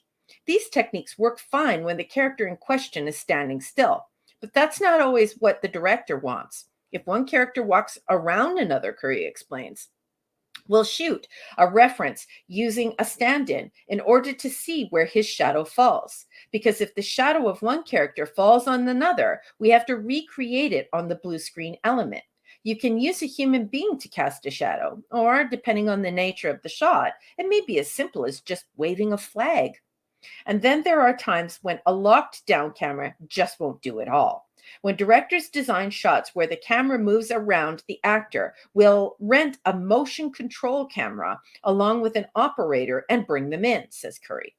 The reason is simple. The camera has to repeat exactly the same thing with each character. Otherwise, the elements won't composite together properly. The motion control camera has a memory head, in which case it's the actor that has to be locked down, metaphorically speaking, that is. And then it says, below, a difficult shot. Brent Spiner portrays both actors, courtesy of blue screen magic. But when Sung touches Data's face, the hand belongs to a photo double. And then it says opposite, an easier shot. Brent Spiner as Lore, with 2 photo doubles as Data and Sung. And that is all the block text has to say about Brothers. I'm going to turn it over to my captain and say, Clobby, what did you think of the coverage and what did you think of the episode? Fascinating. By the way, hello, Zax, the Hulk villain. Good to see you. Welcome, my friend. Zax! Good to see you there, buddy. Yeah, fascinating. And again, it's just you know, when you see, which has been just done in TV, you know, for very often, well, you know, someone playing multiple parts and doppelgangers and all that kind of stuff. It's I've always wondered how tricky that must be. So that's interesting to learn about that. I really do like the episode a good bit, mainly just for Spiner's performance of 3 different characters, if nothing else. Yeah. I think that's, of course, the strong suit of the episode. I have a question. How old is Dr. Sung? Actually, I'm not sure. He's he has extended his age, but I always get it mixed up with how old Picard is. But that's because the news crap. See, if we didn't have the new crap, I would have to think about it. But I do believe it is in excess of 120, maybe 130. I don't remember. It's got to be 200 if they're saying he's the same guy from the Enterprise episode. Yeah. Well, yeah, that is true because yes, the timeline would be messed up. So that's what I just don't. That's always been on Enterprise. You know, that 4th season episode, 4-part or whatever it was. Yeah. If that's supposed to be him, and they say it is, well, at that point he's like got to be in his 30s or in his 40s, in his 40s or 50s. In that episode of Enterprise. Yep. Let's see. Okay, Chuck Marvel says he was 105 years old. Yeah. Well, then who was the guy on Enterprise? Who was in his? Yeah, Chuck. That's exactly what I was 50s. Thinking. Yeah.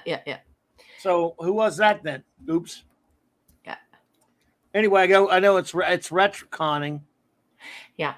And the head writer is supposed to be cleaning that up. Like the head writer should be polishing boots, right?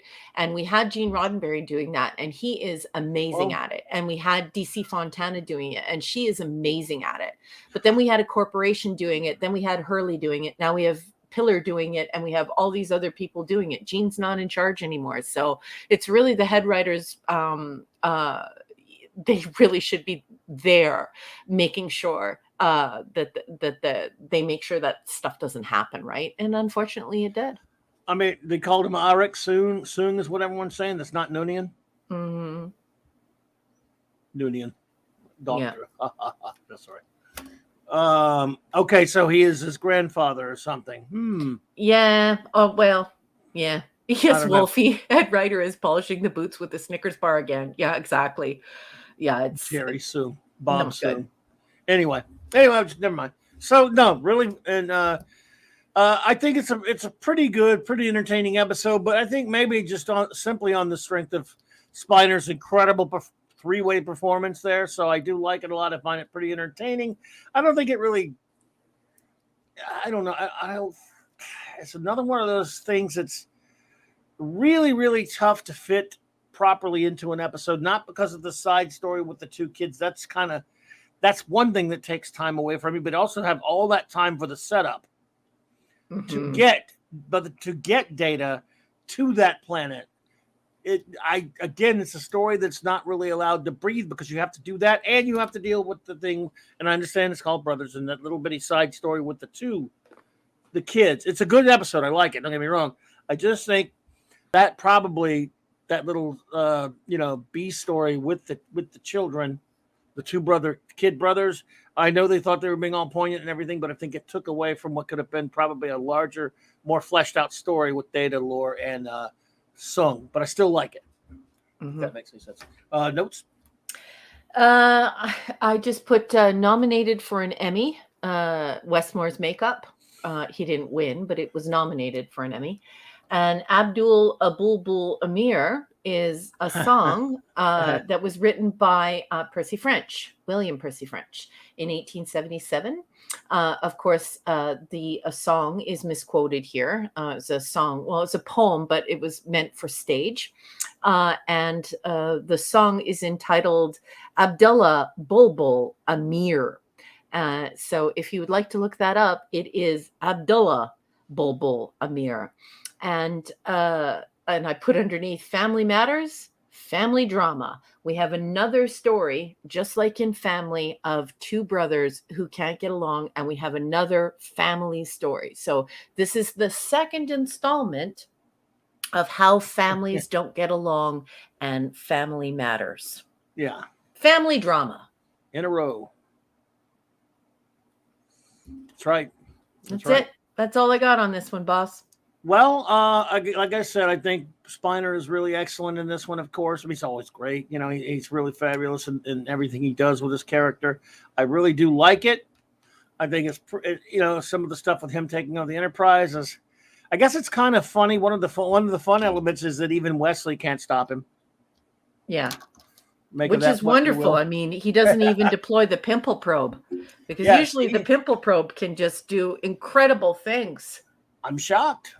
I'm shocked. Wesley Crusher was off his game. He couldn't beat Data. I mean, usually he can detect things like harmonic signatures in binary code before Data. He can do extraordinary things. But this time, that old hexadecimal got to Wes. Good job, Data. Way to go. So, what is your rating of Brothers number one? It's not my favorite episode. I think that Brent Spiner is absolutely marvelous, and I think that this is very well acted. I'm not really big on the story. I've never really liked this story and this storyline, and it's the second one in a row, and only it's not going up. It's not hitting a high note and holding that high note. It's going down. So this is a B- for me, boss. Yeah. Well, I understand. Absolutely. I couldn't really go very high with it either. I got a B. I just figured, I'll give it a solid B for just Spiner's performance alone, to be honest with you. Exactly. Really, exactly. I agree. Elevates it for me. So, my wonderful chat, please give us your rating of Brothers. Mega Cropper says B. Yep. Plan B. There we go. And we'll see. We'll get some other ones here in a sec. Should not take long. Never does. The word is given. Fire at will. Yes, indeed. Fire at Wesley. Thank you, Mega Cropper. Let's see here. Okay. Kal-El says B+. It was a relatively good episode, which showed some insight into who Data is through his creator. Two things, however. I hope Picard changes his password after this episode. And Kal-El. And there we go. And Starfleet really needs to set up a security protocol so these events can't happen again. Still, overall, an enjoyable episode. Yeah, I hear you, buddy. I understand. I'm right there with you. Mr. Tickletrum says B. Spiner played all three roles exceptionally, and it actually felt like all three were different people. Yep. 10 of 10 effects. The main story was so interesting they should have dropped Young Brothers' story entirely. Yeah, I think that really kind of crippled it a little bit, to be honest with you. Yep. The Snortmeister gives us a B-, a triple tour de force for Brent Spiner. Although the incident with the child and his parasites seemed contrived, and suddenly Dr. Crusher and Sickbay are depicted as unable to help. How convenient. Yeah. Let's see here. All right, Snorty, hang on, bub. There we go. One question. If Enterprise had just left Earth after repairs and presumably left for the crew, presumably leave for the crew, why are they traveling to another world for more leave? That was probably a production order thing. Mm-hmm. That's prod order thing. That's why I always point out that the broadcast order is different than the prod order, sometimes drastically so. I like Spiner better in Night Court. Brent Spiner in real life, Mr. Parrish, is one of the sweetest human beings that I've ever met. Every single time I've met him, he has been so kind to me. And I've met him so many times as I tell the story, because people really need to know how wonderful he is. He's so humble and kind. Last time my husband and I went to a con, my husband called out Brent, and Brent actually stood up at his table where there were people around him and waved to us because he recognized us, because we've met him so many times and spoken to him, and he is such a sweet person. I cannot put enough emphasis on that. And he has a new book out. Brent Spiner is just salt of the earth. What a funny and wonderful man. But he was funny on Night Court. He was great on Night Court, and the hillbilly accent was just hysterical. At least he's actually next generation at least once. A from Raymond Feliciano, Brent Spiner triple play says it all. They could have shortened the hijacking of the Enterprise, but outstanding. Lore is the best portrayal of the three. He likes to play that lore, that's for sure. Sandra says C. Mm-hmm. It dragged a bit. There should have been more explanation of the data lore development. Soong loved both of them. An attempt to create a familial relationship would have been interesting. And Soong, often wrong Soong, really was messed up by doing that, turning lore on when Data told him he should have listened to him. Mm-hmm. Dumbarsh. Max says B+. A great episode. excuse me there. A great episode with some flaws. The life and death struggle of the young brothers portends the brotherly struggle to come. Data plays 3 characters. Peter Sellers. Anyone? Yeah, it is very Peter Sellers. Absolutely. Well said, sir. Let's see. Hang on. All right, Max. Hang on. Here we go.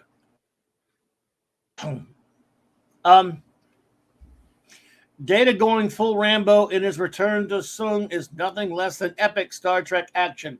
That was kind of a pretty well done, fun scene. Actually, I agree with that. Data isn't less perfect than Lore, but he certainly will never be as much of a horse's ass as the tension mounts, because I got to find that one. Damn it, you left me on a cliffhanger, Max. Thanks a lot. I love Max. Let's see.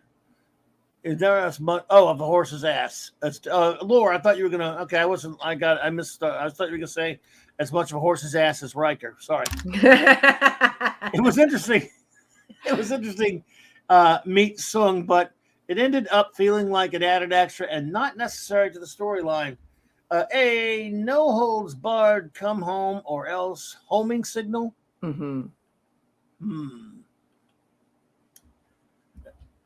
What if Data was doing something important, like holding an airlock shut? Yeah, or flying a plane. Or if he was about to kill Wesley. Yeah. Yeah, exactly, right, Max. Wouldn't it make more sense that Data becomes aware that Soong is signaling? I don't know. Would it? Yeah, he would have won anyway. No, he would have won anyway. He would have won anyway. Yeah. Absolutely. That's true. Soong was he's often wrong. Remember, he also turned on Lore. He's a dumbass. No matter how smart he is. I am receiving a signal from Soong. May I please have permission to have a shuttlecraft? I will return shortly. Sure would have fixed things. Sure, but then wouldn't have all that phony drama. So he could personally make his way on over in a safe and orderly manner, like a normal person. Or at least a normal android. Is Starship security so lackadaisical that one person, even one of Data's abilities, can circumvent the entire freaking ship? Mm-hmm. Like I said, this episode is enjoyable. Well made, but flawed. Brothers forgive. They experiment on and militarize Borg, but they also forgive. Yeah. Always it's another brother story. Yeah, always well son, bro. Let's see here. Did I get Wolfie? No, there we go. Wolfie. I hope I'm not missing anyone. Rating A minus. Data goes full Terminator and gives us the password from hell. Yeah. This was amazing, but took a bit to get going and left very little time for Sun's demise and the emotion ship. Oh, it's gone. That's right. Lord took it. I'll get to the next one. Oh, it was just one of one. Okay, but I'm sorry. I thought that was sorry about that. When I see that, I'm just thinking there's more. All right. John says A minus, like data centric episode. Yep. There you go. Shane Nolan says a B. Fine Irishman right there. Hungry Boy says a respectful homage to Mary Shelley, imagining two creatures being created rather than one. The depiction of Data's immediate tactical skills gave me shivers. Oh, how wonderful that you are aware that Mary Shelley created our first work of science fiction in Frankenstein. And that's wonderful. And so you also know that it's a daemon. So, Hungry Boy, I doff my cap to you, sir. I would doff mine if I had one and knew what a doff was. Almost no writers get the sensitivity of Frankenstein. Yes. That's Frankenstein. And bad takes have been taken, but not here. Yep. Hang on, Hungry Boy. I got some more here. And which other actor in TNG could you trust aside from Spiner? Yes, it should have been a two-parter, but you can say that about a lot of them, I guess, right, buddy? Shane Nolan just said the modern day Prometheus. Yes, it's the modern Prometheus. Right. Shane Nolan, how do you know that? Are you a geek or a nerd?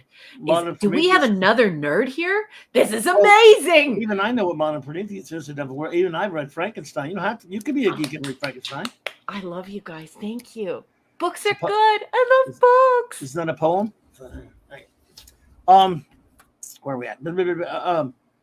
This ep appreciated showing what Data could really do against normal humans, like Frankenstein's child. Add that to cerebral dialogues B+. All right. Look, Catman, a.k.a. Data Meyer, says, Clobby, I thought it was pretty good overall and give it a B. Thank you so much, Catman. Thanks, Didi. We appreciate that. Picard has changed his name to Password. Hey, look who's here. What do you say there? The easiest name to write, really. Just write a bunch of N's and M's there. So no, and I love M&M's. Mr. Angel, when I took English Lit and comparative literature, they consider Mary Shelley's Frankenstein the first work of science fiction. So that would be like the marker for science fiction. So the genre of science fiction.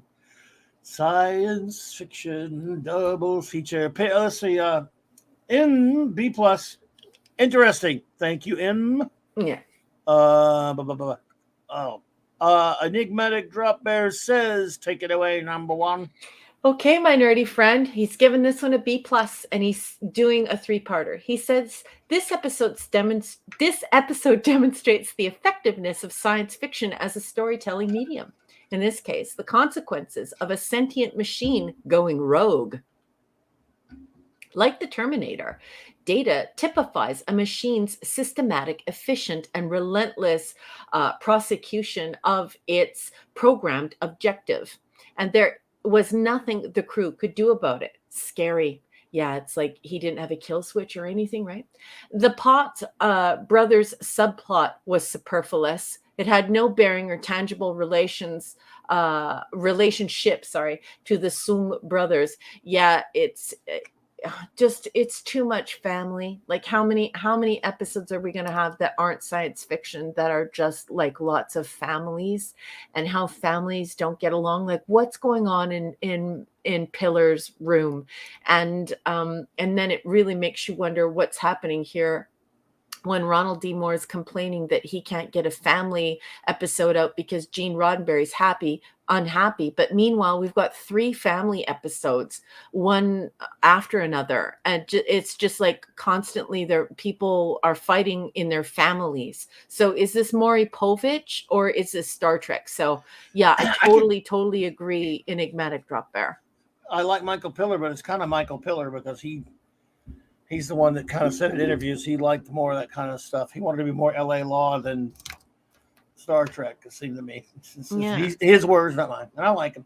Eric K. says, B, why would you leave your kids alone on a starship?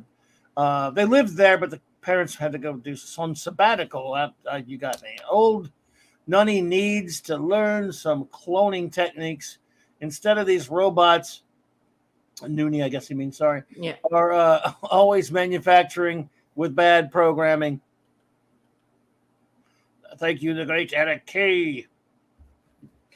Phantom Outsider B. Although if Lore had any follow through, he'd have made Wesley into a torch like he promised. Beverly back in Data Lore. Oh yeah. It's all about the follow through. Well, I'm with you. Phantom Outsider. Yeah. Oh, I'm sorry I read that wrong, isn't it? Although if Lore had any follow through, he'd have made Wesley into a torch like he promised Beverly back in Data Lore. Yep. It's all about the follow through. Yeah. Apologize for the poor reading of it before, and that was probably just as bad. Sorry. Rod Thunderheart said I liked it, B+. And was interesting to learn some background on Data. Thank you, the great Rob Thunderheart. Good to see you, brother. Yes. D. Bud Martin, the Man of Iron, says A-. This was the first Lore episode I saw. Loved Spider's acting in this. The way Data took over the ship was brilliant to me. Thank you, sir. Nice. Appreciate you. And I'm glad you enjoyed it. Michael Beacom says B-. This is all about Brent Spiner. Personally, instead of Dr. Sung, I wish Data's creator was descendant of Bob Wheeler from Night Court. TNG's version of Jeannie's evil sister cousin Serena. Oh yeah. Oh, I loved Jeannie's evil sister almost better than her, and I love Samantha's evil sister on Bewitched too. But I guess I did it that way. Oh my goodness. Mr. Angel, 2 ratings. Okay. We'll allow it, sir. A+ for AI plot idea, fascinated by AI. C for execution of the idea. Uncle Isaac Asimov's entered the chat and is loving it. Yes. They should have let him play Sung. Was he? I think he was still with us at the time, so maybe he just wasn't into acting. But that would have been interesting. But I guess they thought it would be. They figured he, soon made Data look like himself. Yeah. Cyber Soldier says A-. Spider's performance make the family dynamic interesting. An episode that make you understand Lore's point of view is interesting, even if he's trying to use it to his advantage. Advantage, yeah. But thank you so much, Cyber Soldier. Yeah, absolutely. And again, yes, what a performance. Try to find a clip of him on Mama's Family. It's short, but he was on Mama's Family. I think I've seen that one. Oh wow! All right, we're even though we're in a hurry, we're going to give everyone a limerick. And don't worry, I got your other limericks from earlier, Max. We'll go quick though, all right? You want a limerick? Who wants a limerick? I want a limerick, especially a Max Redstone limerick. All right. Also, you know who also does really good limericks? Oh, okay, sure. We can't stop for too many limericks, right? No. I understand. But yes, we'll give one here. Max Redstone. Let's see here. Dr. Soon developed emotional clockwork, and Data, his responsibilities, he did shirk. He hijacked the ship just to come get a chip that made his brother an even bigger jerk. Well done, Max. Love you, Max. Thank you. You the man, brother. Oh, let's see here. Chuck Marble. So good to see you, my friend. I give it a B. Obi? Oh, OB. Okay, I thought you just beat the O there by accident. Oh, brother. Nice one, Chuck. Nice one, Chuck. Nice one. The Spiner got to show his stuff, and the makeup was good. But Yeah. I was never fond of the whole concept of lore and felt it was overused. Yep. It was like they were, they just needed a baddie, right? Yep. The brother as baddie had been kind of done in something. Was it Cyber Soldier? I forget his handle. It's Cyber Soldier, right? He was saying earlier, he's like, I wonder if Spiner got triple pay. He should have. There's so many totally new dramatic things that could be encountered in the vastness of unexplored space, and lore felt to me like it was an uneasy way to create drama, a lazy TNG plot fallback. Mm-hmm. Yeah, well, I can see that. Yep, I can definitely see that for sure, sir. And they just they wanted to have a little recurring villain. They already had Cube and that kind of stuff, but they wanted another one, I guess. Somebody to show up every now and then and cause trouble. And he was in, if I recall correctly, 3 different stories. So, Scuba Pete says, B. I found the struggle fleshed out between the bros very alluring. Oh, dude. Bonk, bonk on the head, bad kid. I love you. You're a puntastic, punnerific person, Scuba Pete. But wouldn't the doctor recognize the internal diffs between brothers? Yeah. I don't mean to speak ill of the dead. He is often wrong sung, after all. I just love it. I don't mean to speak ill of the dead. Too soon?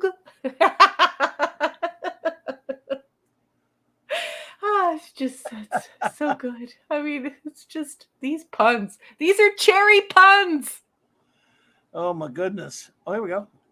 Mr. Tickle Trunk. Addendum. B addendum. It turned out I have the same combination on my luggage. Mr. Tickle Trunk's the combination to Mr. Tickle Trunk is a hexadecimal, ladies. Indeed.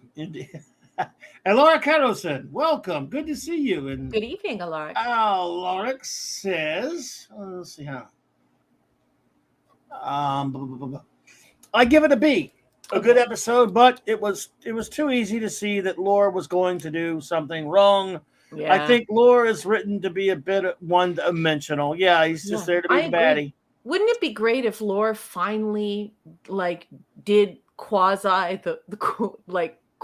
the right thing, so that we could sort of doubt in our minds whether or not he'll be good or bad, because that's the real compelling story behind lore. Will he do the right thing or the wrong thing? Makes him an interesting character. If you just throw him in to always do the wrong thing, I don't know. Yep, absolutely. Before we get to Jill, Minimus says this episode gets the Wesley Crusher participation trophy. Not bad, but very predictable. Okay. We have our wonderful communications officer, anti-derivative Jill. Take it away, number 1. I beg your pardon, first boss. So Michael Beacom is leaving the live chat, but he will be podcasting. And the great D. Bud Martin, a wonderful friend of our show and a part of this community, says, "Arg! My iPad is almost out of juice. I'm going to have to bail. Chat just jumped. I give Remember Me an A+ because I have a crush on Crusher." All right, Dr. buddy. Crusher. Good night, D Bud. Everyone say good night to D Bud Martin. All right, please. D Bud. Later, buddy. Good night, honey. Man. Mwah, mwah. And Michael, well, it's okay. We know you're lurking, honey. We're still gonna call you out and all that jazz. All right, Michael. Thank you, sir. Great to see you here. Okay, so Nerdy Jill, my wonderful nerd friend who I love very much, she's got a 4-parter here, and she's going to give the episode an A-. She says, Data's commandeered the Enterprise for a second time due to Sung's programming. Geordi never tried or is incapable of understanding it, or he would have stopped this from happening. 2 of 4. I appreciate how Sung overlooks Lore's evils due to the rose-colored glasses parents often have for their kids. Only Data, without these emotions, sees through it. Glad he didn't get the chip. 3 of 4. It's done so superbly and is fun enough to forgive the recurrent themes, especially given Brent's stellar range. Impressive tech, both fictionally and in production, makes this episode a joy. What a beautiful review. 4 out of 4. Data's proven he's a security vulnerability, and he needs his code reverse engineered in order to prevent this possibility. Yeah, being exploited in the future. Exactly. I'd like to have learned more about Sung. What a great review. Thank you, Jill. Wow, yeah. Let's see. What's the I'll just make sure. I think we have one more coming up. I want to be sure we got it all. Blah, blah, blah, blah, blah, blah, blah, blah, blah. Don't want to miss anyone. Don't jump on me like that. All right, everyone. Sorry. Oh. Okay, we got to. Oh, we jumped on me again. Crap. Hang on, everyone. We got. I think the last one we have is Mark D with a C. All right, brother. I'm getting to you.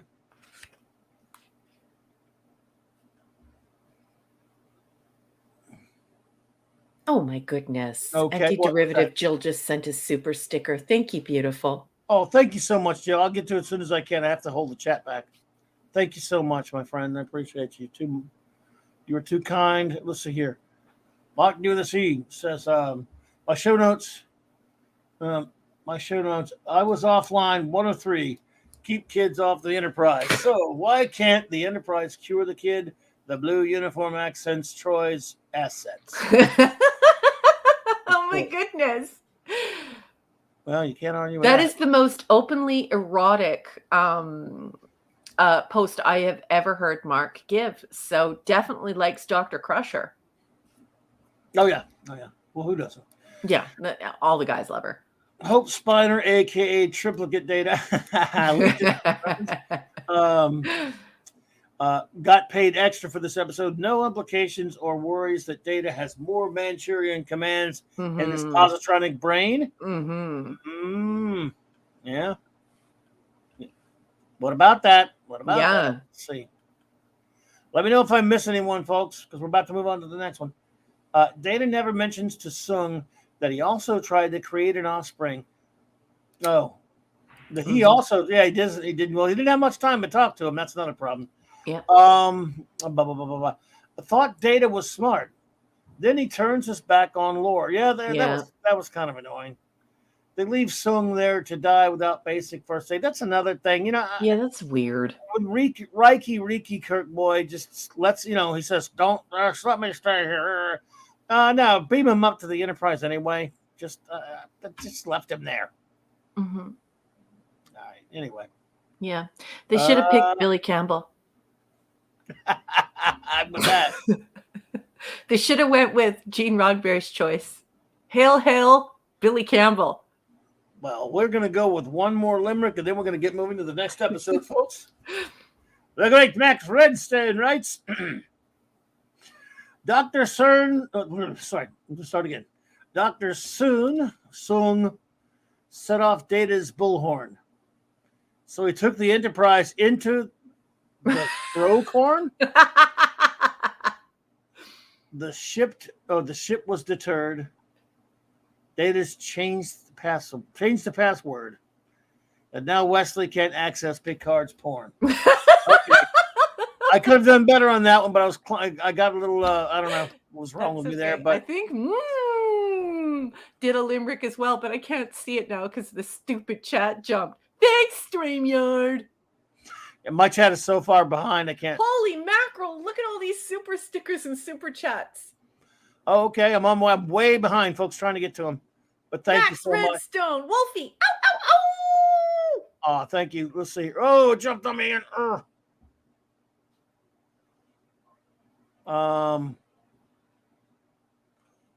Holy crap.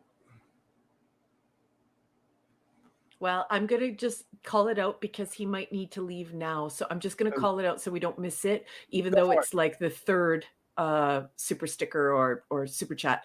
Wolfie, ow, ow, ow! My buddy, he has to go to bed early tonight. And Okay. so he just said good night to the whole crew. And he told the whole crew to have a great night. Okay. Thank you, Wolfie. I really appreciate you, buddy. Night, Wolfie. Says Wesley and Data play chess. The boy's a bit of a mess. He plays the Sicilian, but that was a silly one. But and for Data, it's mate and success. Mate. Yes. Very nice. We're gonna start doing Star Trek Limerick special shows. Mark D says B+ gets a high grade based on the brilliant acting of Spiner. Another bookend to the best of both worlds, dealing with family. Love how Spiner makes Sung a completely original character. That's one of 3. So didn't we just read his? We'll do it again. We'll do it again. Thank you so much for that, Jill. Really appreciate you. And thank you so much, Max. Thank you for not only for the limerick, but for the super sticker. Really appreciate you, buddy. Thank you so much. As a father now, I can appreciate the meaning of this episode, passing along your knowledge and character. Then it is all right for you to die because I will remain alive. You know that I cannot grieve for you, sir. So you will in your own way. Goodbye, Data. Yep. Okay. There you go. Absolutely, sir. Yeah. Thank you so much, Max. Let's see. Didn't you say there was Wolfie's is gone? Where's Wolfie's? Wolfie had a super chat. Do you have it? There it is. Yeah, this thing is going crazy on me here. I know. It's acting stupid on my end as well. Well, thank you, Wolf. I don't know if you're still hearing this, brother, but thank you so much, buddy. I really appreciate you. All right, let's see. Night, Wolfie. All right, everyone, we're moving on to the next one. We are. It's the third installment of talking about family. Yeah, more family stuff. More family. And Ronald D. Moore has the cojones to say that Gene Roddenberry was wrong about wanting all these family episodes back to back to back, and that they're not science fiction. And so some of you have been overly kind. Of course, we have the scout leader himself saying it's another bookend. Well, here's a bookend for the bookend on the bookend. Welcome to Suddenly Human, folks. Season 4, episode 4. Of course, the prod for this would be S4E1. The first time we watched this, October 15th. 1990. And let's stay copyright compliant. I will be reading excerpts from Star Trek 365, The Next Generation, written by Paula M. Block. She gets a bit of help from her husband, Terry J. Ertman. And of course, this book has been blessed by everyone who helped make TNG. And that's why they give her interviews and information and behind the scenes production info. Yep. I will be reading from page 170. Good night, Cyber Soldier. I forgot to say good night to Cyber Soldier. You're leaving Cyber Soldier? Oh, I'm sorry. I hope you didn't already run, but if you didn't, good night. Thank you for being here. I'm sorry. It takes me a while to catch that. Go ahead, number one. Good night, honey. Sorry about that, Cyber Soldier. The chat jumped. Oh, John's got a super chat. Do it now so we don't lose it. For $9.99 super chat, John, thank you so much. You're too kind, my friend. I have an early morning. Thanks for all you do on Saturdays and all week long. Cheers to the chat as well. Thank you, John. I really appreciate that. I appreciate everyone being here. Thank you so much. And that's just means the world to me seeing you all here tonight. Thank you. Proceed. Okay, I will be quick. We'll try and make the show quick tonight. Let's get moving.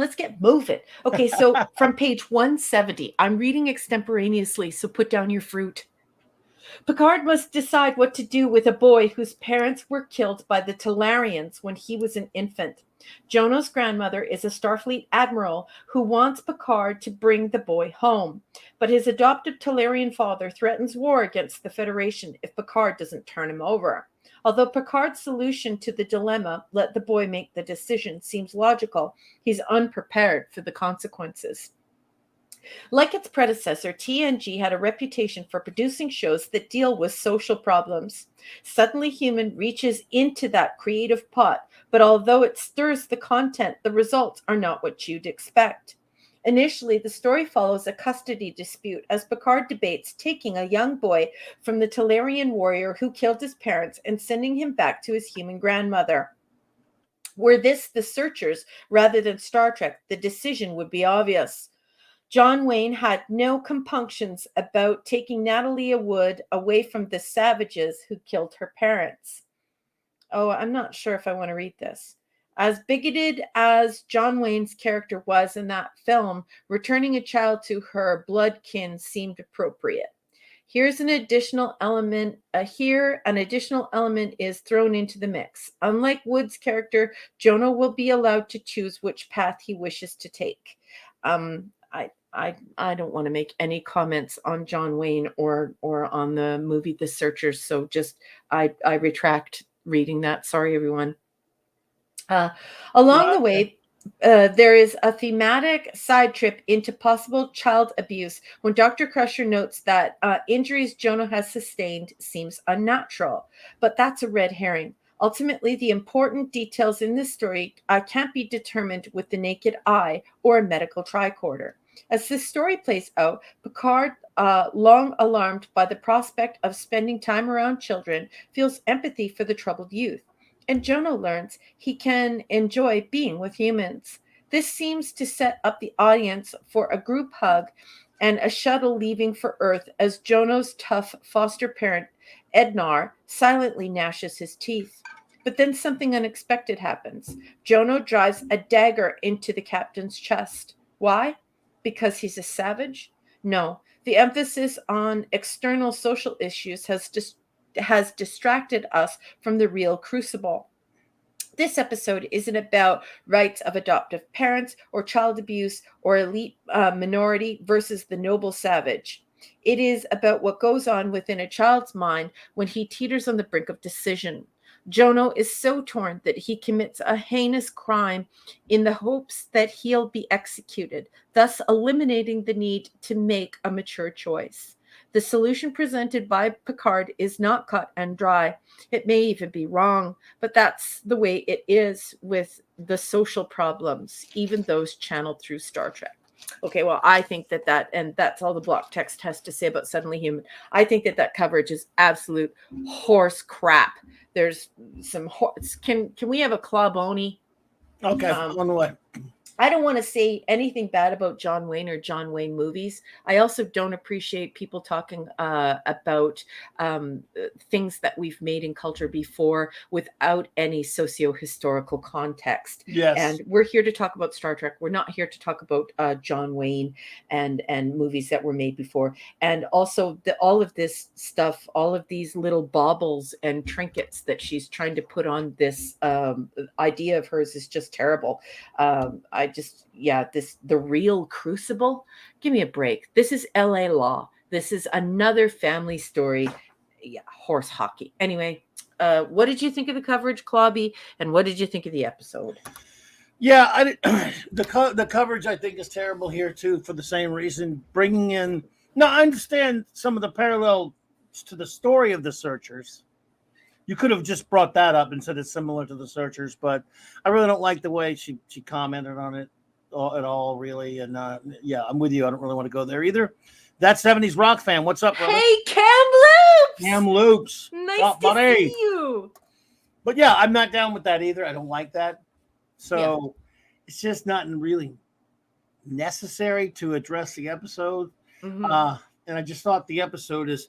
I mean, it's an interesting episode, but it's like you say, we're thematic tonight. We've got family, then we get brothers, then we get this. It's 3 episodes in a row where they're dealing with this kind of stuff. I mean, I don't know about what production order tells us what was next, but I I think it's not a great start for the season. It's okay. I mean, again, I like Family a lot. I like Brothers. I don't hate this episode.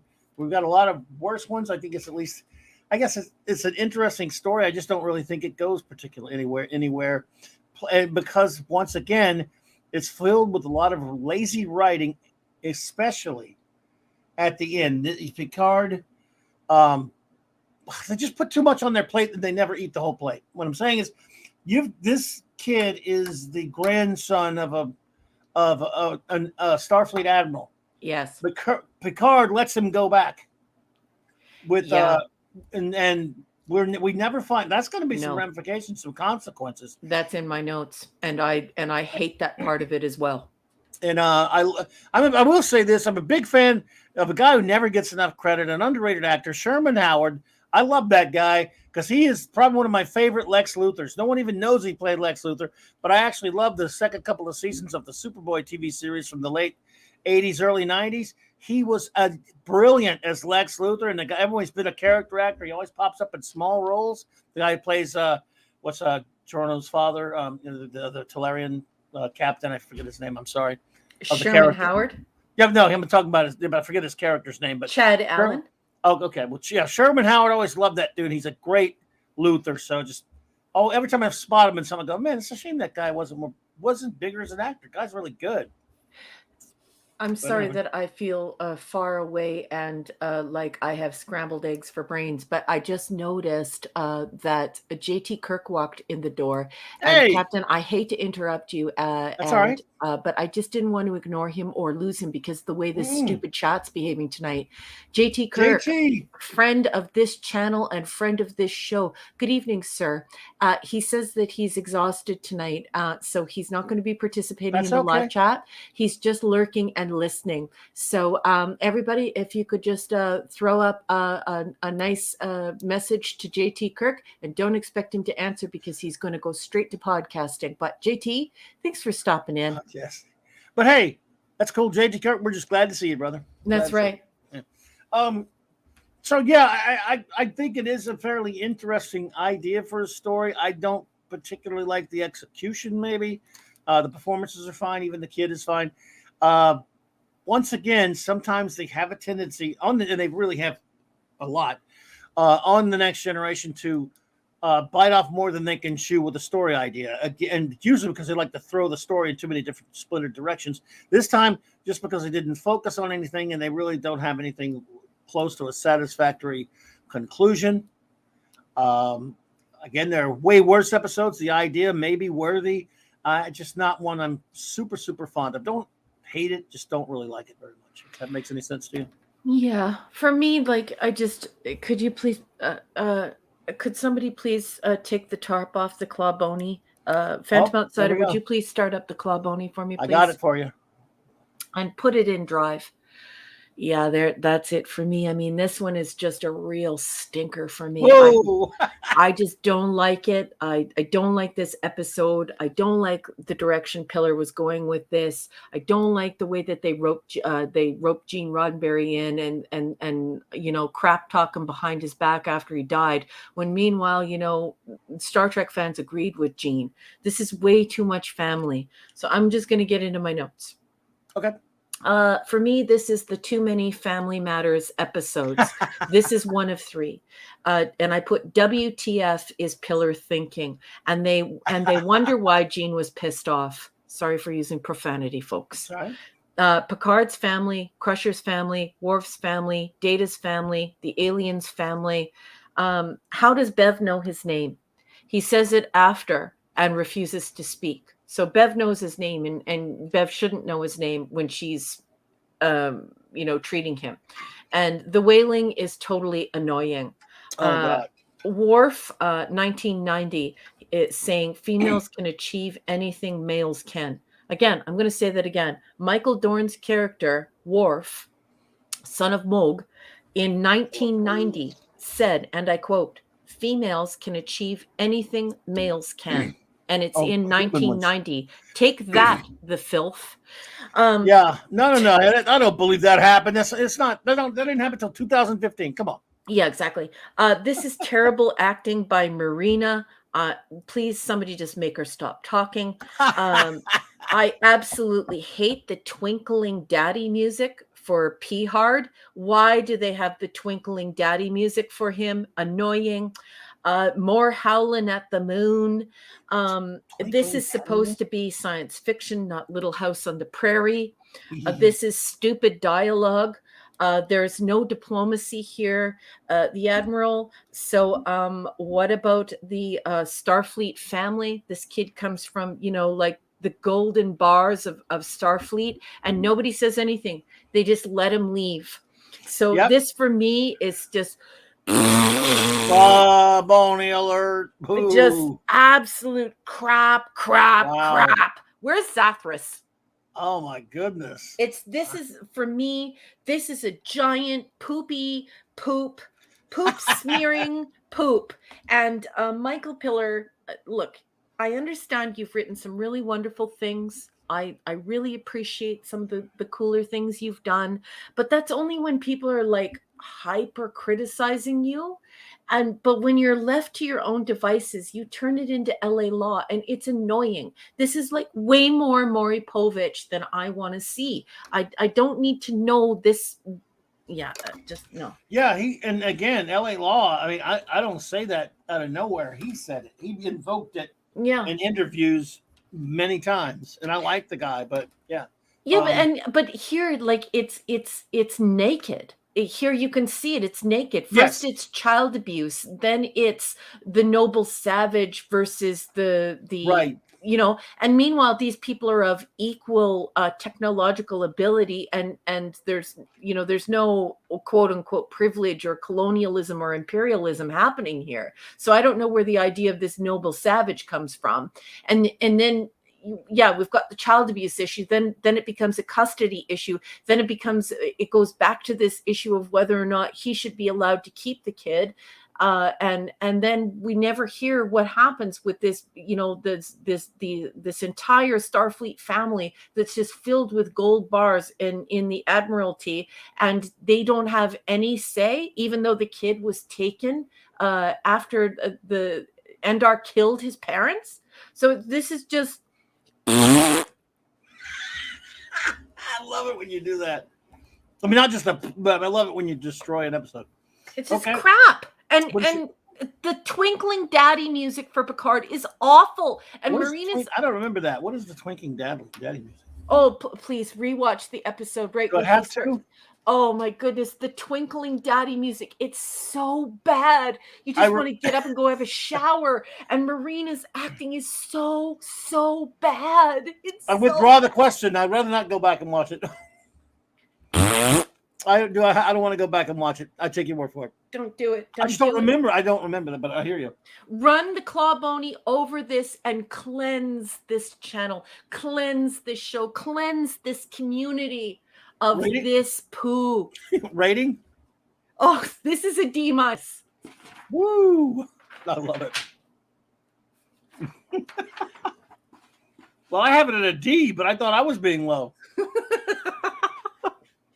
I guess it just didn't aggravate me like it aggravated you. I just didn't like it.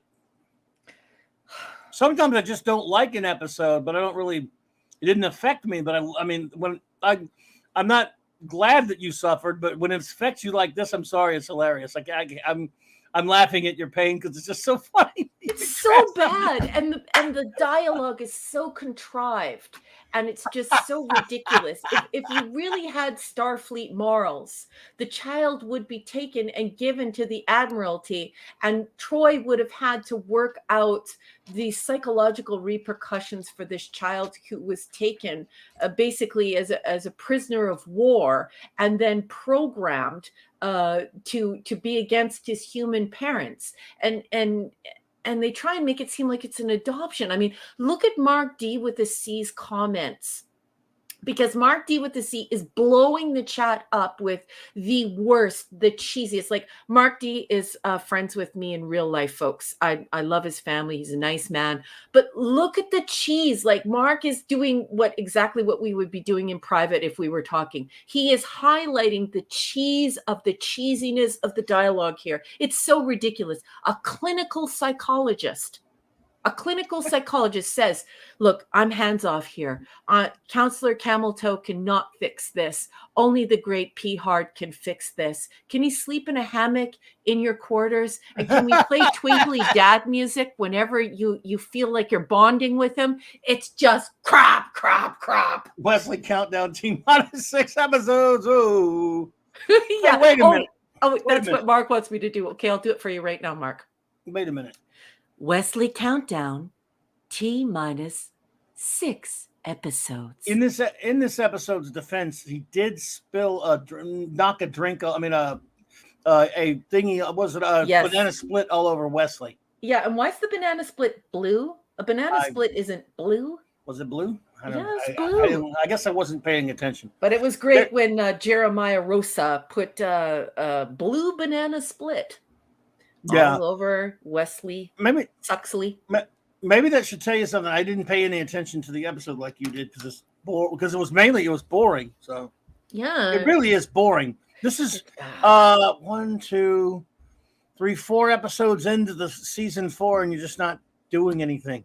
No, and it's all like it's all crap that you'd be arguing about if you were watching LA Law. And believe me, I know because I watched every episode of LA Law. Is stirring memories. So again, remember back then I've told you before, a friend of mine would watch it every week, and then we would talk about it on the phone. We would say stuff like "done before, done better." This is boring. Too many subplots. Nothing happens until the last 5 minutes, if then. Different things that we would talk about, right? And we both had read an interview in Starlog with Michael Pillar. And again, I love him for Probe, and he was a good dude. He did other things. Yeah. I was a fine man, and sorry he's gone. But used to criticize him all the time because this interview, I'm like, wait a minute. First of all, I don't watch LA Law. People do fine. It's a very light show. I just never got into it. I never really cared, but I never had anything against it either, if you see where I'm coming from. Mm-hmm. But it was popular. But I don't want that to be Star Trek. And at that time, we were a lot younger. We were already kind of annoyed with the show for not being more like the original series, to be quite honest with you. It took a long time to warm up to it for that. Yeah. Crap me like too. This wouldn't happen on the original series. Yeah. Me and my gang, we were the same way. Me and my gang, yeah. Yeah. So we were saying a lot of the same things back then. Yep. Neurotic Amanda Bear, what's up, my friend? Neurotic Amanda Bear. Welcome. Great to see you. Well, my friends in the chat, please give us your ranking of was it Suddenly Claboni? Yeah, Suddenly Crap. Yeah, there you go. The word is given. Fire at will. And Wesley. Let's see here. And they're rolling in now. Wow, Mr. Angel. Has it been a new Z minus? Yep. Nope, this episode makes no sense to me no matter how I turn it. A bit weird and patronizing in a way, poorly written, boring. Yeah. And is this written by a 10-year-old, immature way? Bleh, cringe. There's a poo emoji between bleh and cringe. So Mega Crobber says C, forgettable episode. Thanks, Mega Crobber. What was that, Mega Crobber? Did you? Oh, you said it was a C, forgettable episode. Oh, what did you call it again, Mega Crobber? Forgettable. Oh, what's your rating again? Oh, thank you. Snortapoopus says A+. This is the most brilliant episode of Star Trek: The Next Generation. I really friggin' love it. And every bear agrees with me. Oh, that was the Mirror Universe. Mirror Universe Clobby. Oh no. Snorty says D. One thing that stands out for me in this mediocre episode is that Troy is outstandingly awful at her job. Yeah. Another is Wesley being attacked by a banana split, hence the high grade. Oh, Snorty. Oh, somebody in the chat, rascal. Please throw some Arctic char out there for our great Snortapoopus. Snortapoopus, I am sending this wonderful bear some chin scritchies. In the end, the wayward Jono is returned to the Talarians' Lex Luthor, and Picard passes up a golden opportunity to make it a 2 for one deal by giving them Wesley. Yeah, you know what? It would have been the greatest episode of all time if they'd just done that. Oh my goodness! I'd Yeah, defend this episode. you can't have the Admiral's grandson, but you can have Suxley. Yeah, maybe I haven't watched this in a long, long time. So maybe when I watched it again this week, I fell asleep and was too tired to get offended. I don't know, because I just found it to be kind of boring, but beyond that, also badly written because they don't, really. It's just the idea. Oh, maybe the whole premise just didn't really need to happen, to be honest. Raven says D. On another note, after seeing this episode, I commented to Sandra that Raquel was going to find this episode problematic. Cue Raspberry and Carboni. Well, Raymond, I actually thought she was going to give it an A and love it, so I am in shock. What? You did not, you liar, pants on fire. You are literally my Star Trek soulmate. I'm shocked that we didn't have an identical grade, but we almost did. I just love it when you hate an episode more than I do. Like, I'm just sort of, I could have just me. It doesn't really bother me, but then again, I've had episodes that drive me crazy. You're just the same way, like, okay, that's no good, but whatever. Well, for me, the height is not just the behind-the-scenes stuff, but on camera, the whole idea of Counselor Cameltoe saying, "Look, I'm a clinical psychologist, but I can't help this kid. It's time to put up a hammock in the captain's quarters." I just wish Wesley would have taken him to the holodeck for some Klingon calisthenics, and he would have just chopped his ass up. Yeah, chopped Wesley up. Yeah, remove all of the safeties. And The Catman, aka Dynamiter, says, I thought it wasn't that good of a story. This is one of my least favorite episodes. It puts me to sleep every time I ever watch it. I give it a D+.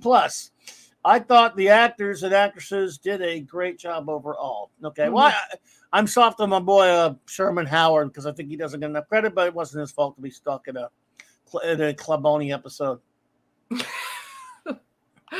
Because there was a crime committed on board this ship. It was not Juno's. It was mine because I'm a big pussweed. And I asked him to stab me. I wanted him to stab me to get me off of the show so I can go be in a Shakespeare play. When we found Jono, it seemed so clear what we had been done. Screw the Admiral. I don't care if she kicks me out of Starfleet. Oh, she won't. They're never going to do anything about it. I love Mr. Tickletrunk. You see Clobby the way that I see him sometimes. It's so hysterical. Mr. Tickletrunk says, if you listen closely, you can almost hear the goatee growing on Clobby's chin as he slinks in from the alternate universe. Okay, alternate Clobby. Mirror universe Clobby! I find this episode to be fascinating and wonderful.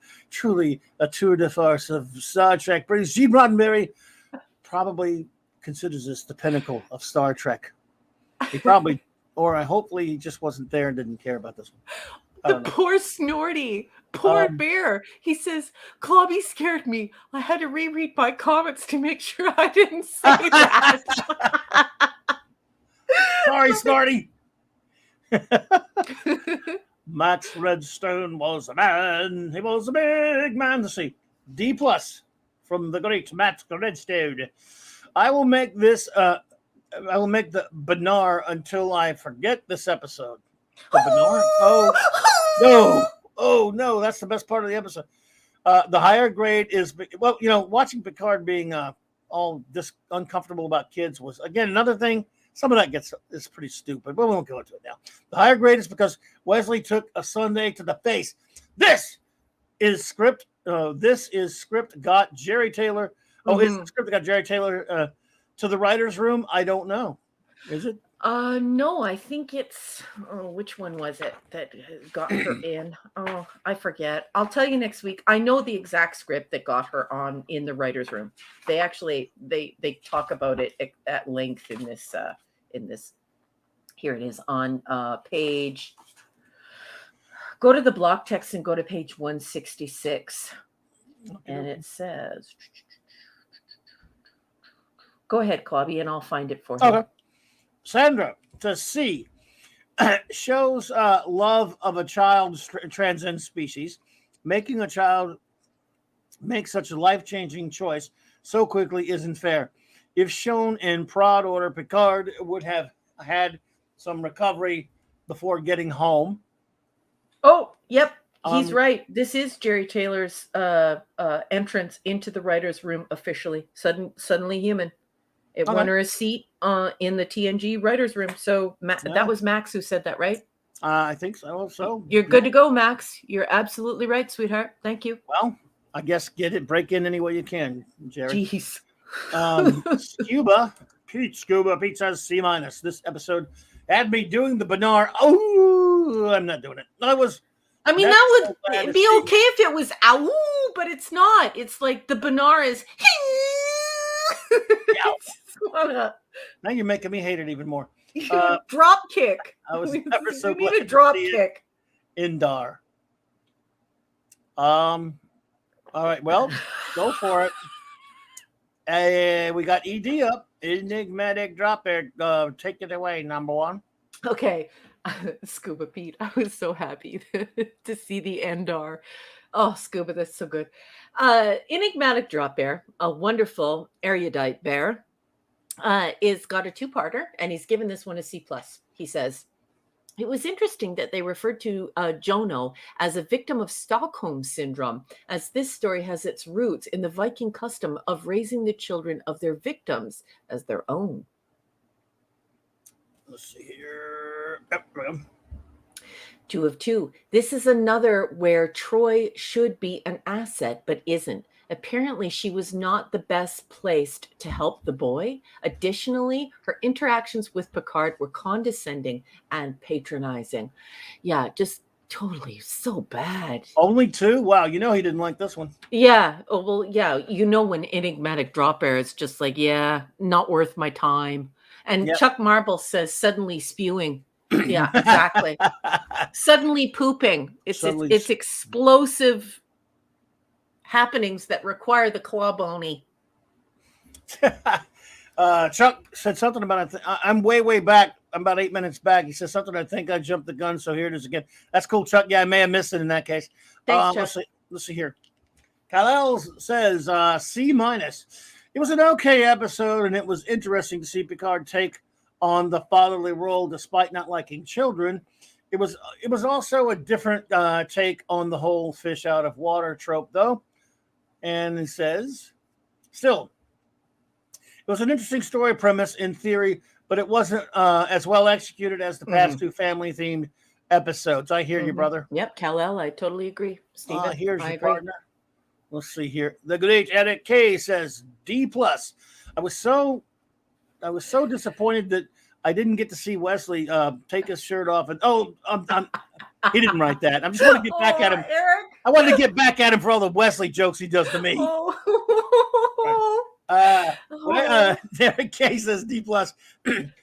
Give these kids a cone of silence. Cut the vocal cords of something. Very annoying episode. I kept expecting Jerry Springer to hop out. Yeah. And next we will find out. And with Maury, he and Maury, I guess. Yeah. Picard, you are not the father of Jono. Thank you, Eric K. Love you. Oh, here we have our wonderful communications officer. So take us away, number one. Hello, anti-derivative Jill. Beautiful lady. She's got a 3-parter. She's given this episode a C-.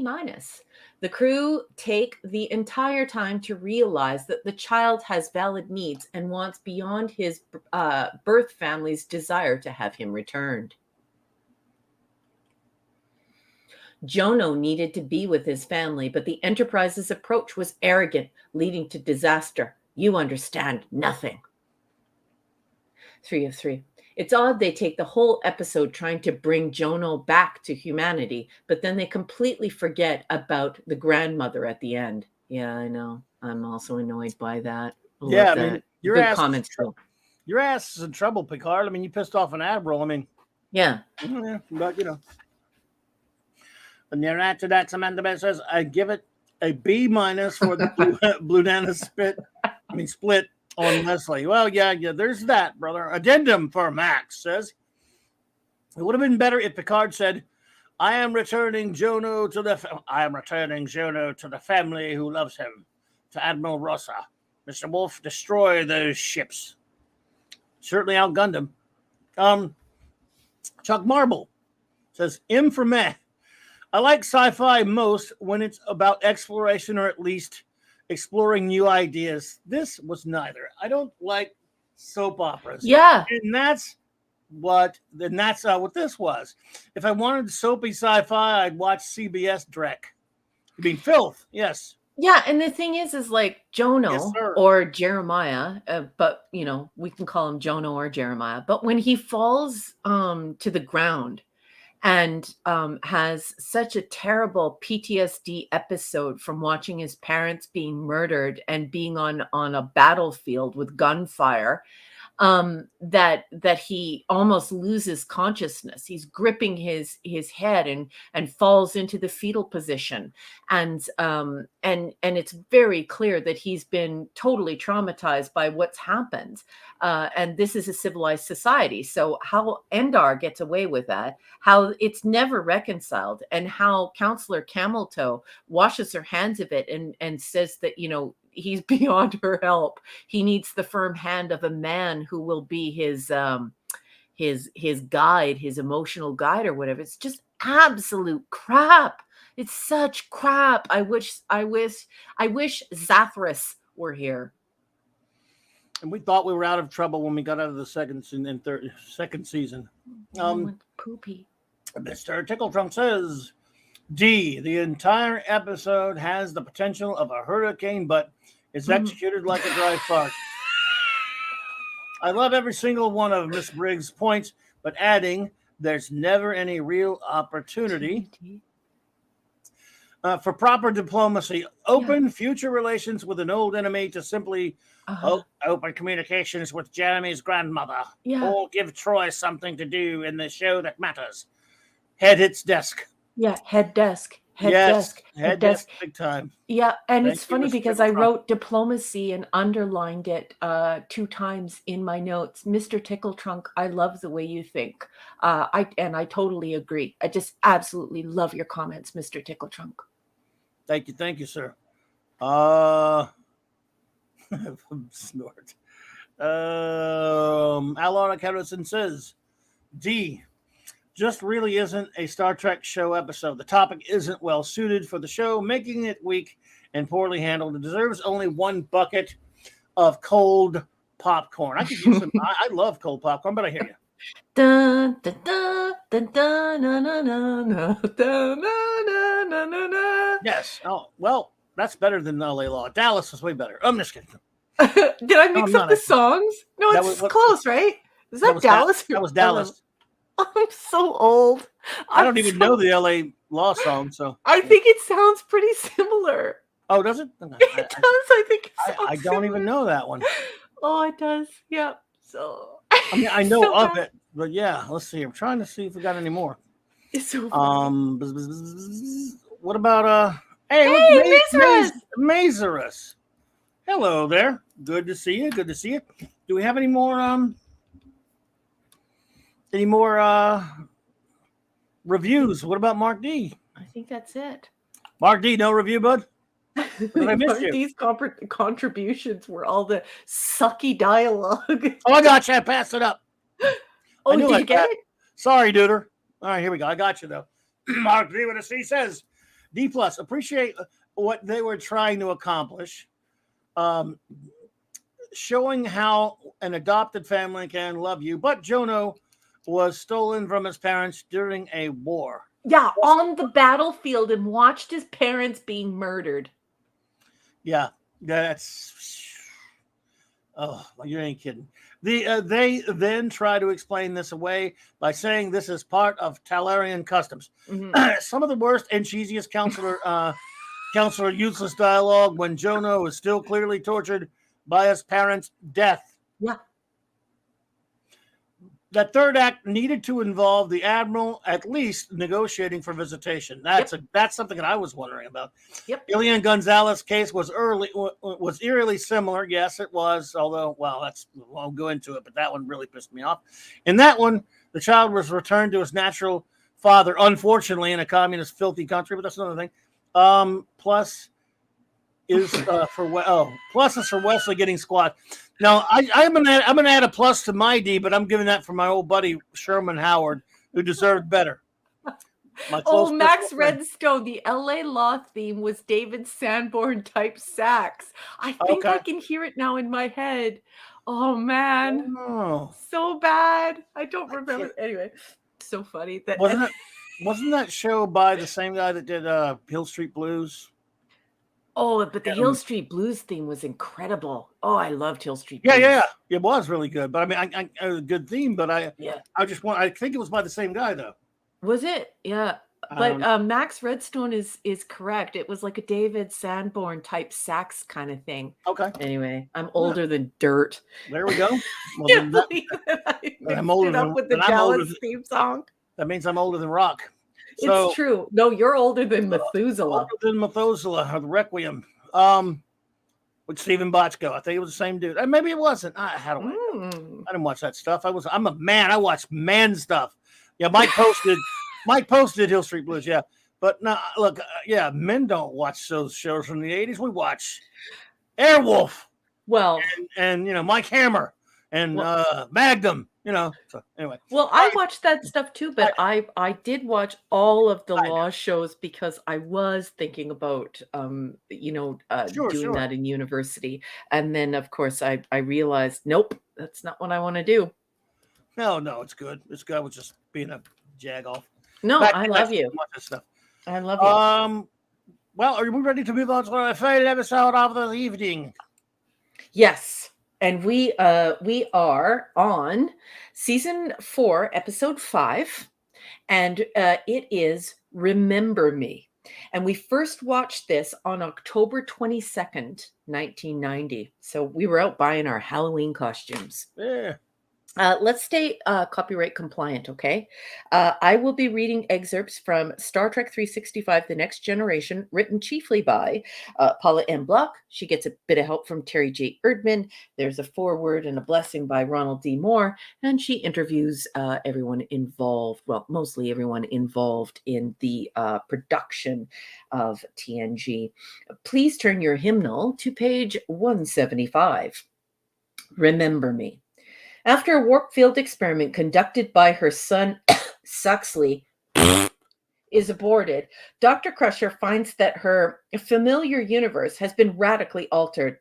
One by one, her friends and colleagues seem to be vanishing, while the crew members that remain insist that the missing people never existed at all. Soon, Crusher is alone on the Enterprise, unaware that the threatening vortex that appeared on the ship is her only chance to return to the normal universe. The Enterprise crew refers to it as the Master Systems Display Console, and the Star Trek production crew called it the pool table because, well, that's what it looked like. Obviously, they've never seen a pool table.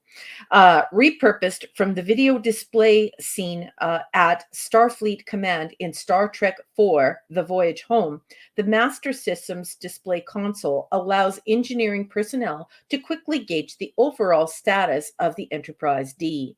Whether or not it can sustain a static warp bubble field without hazardous effects, example, or in other words, trapping some innocent bystander in an alternate reality, remains to be seen.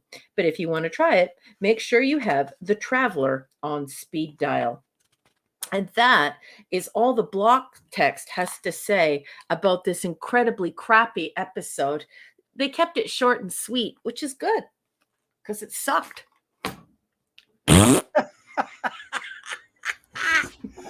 Oh my good. Hey, Steve Ernest. Hey, Stephen Ernest. Stephen Ernest is here. What up, buddy? These are the Steves I know. These are the Steves I know. These are the Steves I know. These are the Steves I know. Oh, let's see. What was the name of this episode again? I keep forgetting. Forget Me, I Suck. Where's the clawbony? What is this? It was called what again? I already forgot. Forget Me, I Suck. Oh, I'm sorry. I just can't remember what you keep saying about this episode. And this is not even, I know this a silly joke, everyone, but I'm not kidding here. When I was looking at which episodes we had to watch, or I was making like my little picture for it or whatever, I saw the title Remember Me, and I didn't remember it. I mean, I've seen it before. I didn't remember it. I remember family. I remember brothers, of course. I even remember stupid, subtly human. I mean, I remembered it. When I see subtly human, I kind of, I get that. I remember that. Or when I see other shitty ones, I go, oh yeah, I remember that one. I swear to God, I didn't remember this one. I'm not even kidding. And maybe because of the title. I don't know. But I swear to you, I really couldn't friggin', I don't know. I looked at the title and go, what is that one? So, all right. Okay, true. If you want to play devil's advocate for a minute, it wasn't about family. At least it wasn't, what?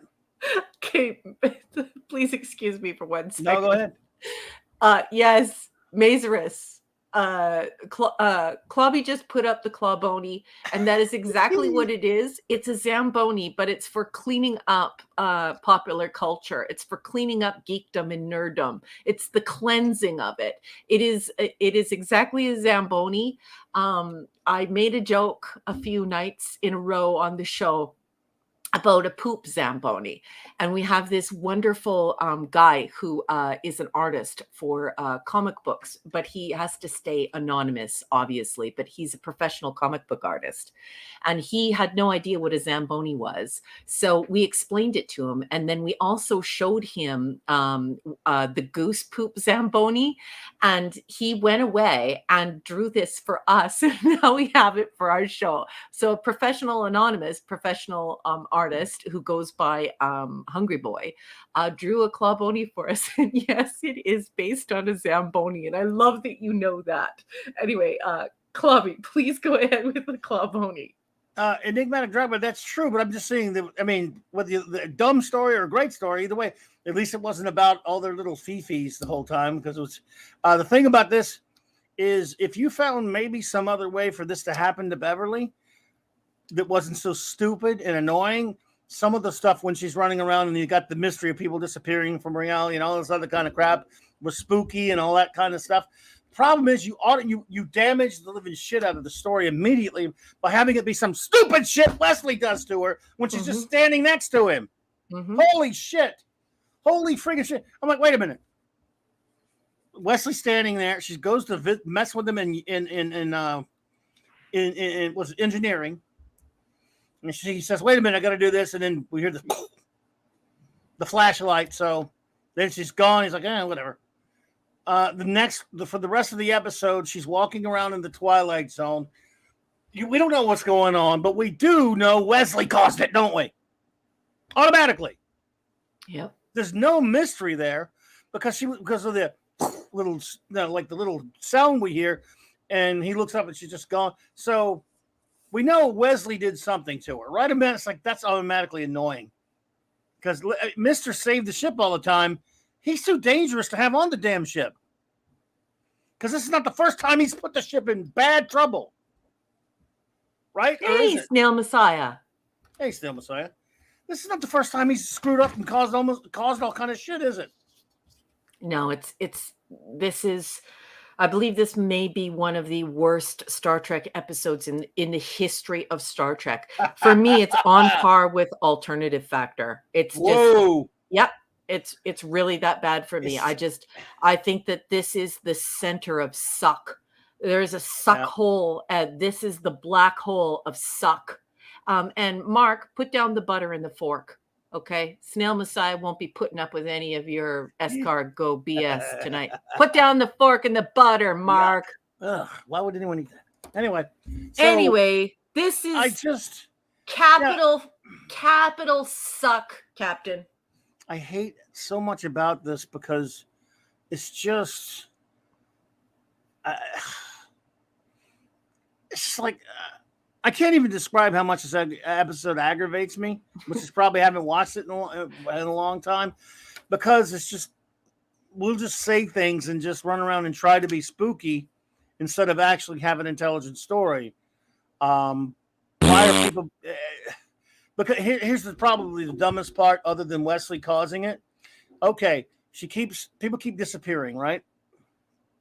And at some point, these figments in her imagination that are the crew are saying, yes, it's a starship that can carry all these people, but there are only two of us.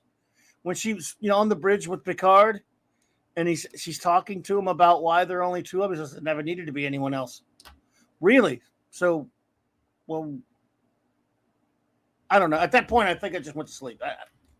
No, that's not true. I went to sleep way before that. I can't even put into words how shitty this. I don't know. I'm not gonna do it. I'm gonna let Raquel do it with her. I can't even. Well, I my can't notes are really bad. My notes are as bad as they are for alternative factor. Whoa! This is a momentous occasion, folks. Yep. You're about to see some Saturday Night Star Trek history in the making right here. Go for it. It's so bad. Okay, so first of all, Wesley has raging spurpies. They're on the right side of his mouth. They have a whole bunch of makeup on it, but he's got raging spurpies. Total ripoff of the Twilight Zone. And yeah, that's what they were going for. Twilight Zone. That is what they were going for. But I just want to quote some dialogue and let you decide for yourself if this isn't the stupidest, the dumbest, the most insulting, idiotic wad of shite ever created in Star Trek. Now I'm getting to like it just because it's so funny. Okay, so the Traveler returns. And then I put underneath in my notes, no, just no. These are some of the things that the Traveler says, and I want you to keep in mind. I just finished Stephen Hawking, his book, and I just finished reading Andy Weir. Okay, so I've been engaged in science right now. I'm reading *Sapiens*, but this is what he actually says. The Traveler says to Wesley, as they are trying to create a warp bubble to bring his mom back through a vortex. He says, let go of your guilt. See past the numbers. Oh, my God. Go beyond the math. And then the creepy Traveler says, let it go, Wesley. Let go of all of the expectations. Yes, it's inside of you. Okay, this is so then to top it all off on this sort of creepy quasi pedo weird talk totally reminds me of Poltergeist. You know what I mean? Bev, go into the light. Just go into the effing light and let this episode be over. Okay, so they're operating the systems on the Enterprise with their eyes closed. And it's like they're yearning or praying towards one another. And her thoughts create the universe. No, that's not actually how it works. I recommend reading Dr. Hawking's book. Just please, it's so bad. Why does Wesley collapse after they bring Bev back through? Why does he collapse? I wasn't aware that he had any magical powers or anything. So what goes on there? It's just, I'm going to say it again. Let go of your guilt, Wesley. See past the numbers. Go beyond the math. Yeah, that's right. You don't need math when you're creating a warp bubble. And creepy Traveler, let it go, Wesley. Let go of the expectations. What the hell is a warp bubble? It's inside of you. Oh, what? What's inside of Wesley? This is kind of weird, and I want it to be off. Shut this off. What's inside of Wesley? And is this how he got spurpies? You're making me love this episode because this is hilarious. No. Shit. No. And Bev, go into the light. Bev, go into the light so we don't have to watch this. Oh my God. And that's not the way parallel universes work. As a matter of fact, Dr. Hawkins has said Dr. Hawking has said, I always say Hawking's because everyone on the internet always says it. It's Stephen Hawking. It's not Stephen Hawking's anyway. But you hear it so much that you begin to get it wrong because everyone else gets it wrong. Anyways, but we can't. So there are parallel universes, but we can't exist in them. Like and let alone create a universe with our thoughts. Even if you transpose with them like Kirk did in Mirror Mirror.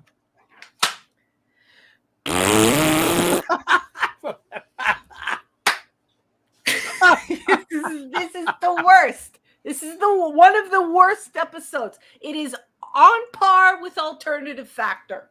Wow. That is a bold statement right there.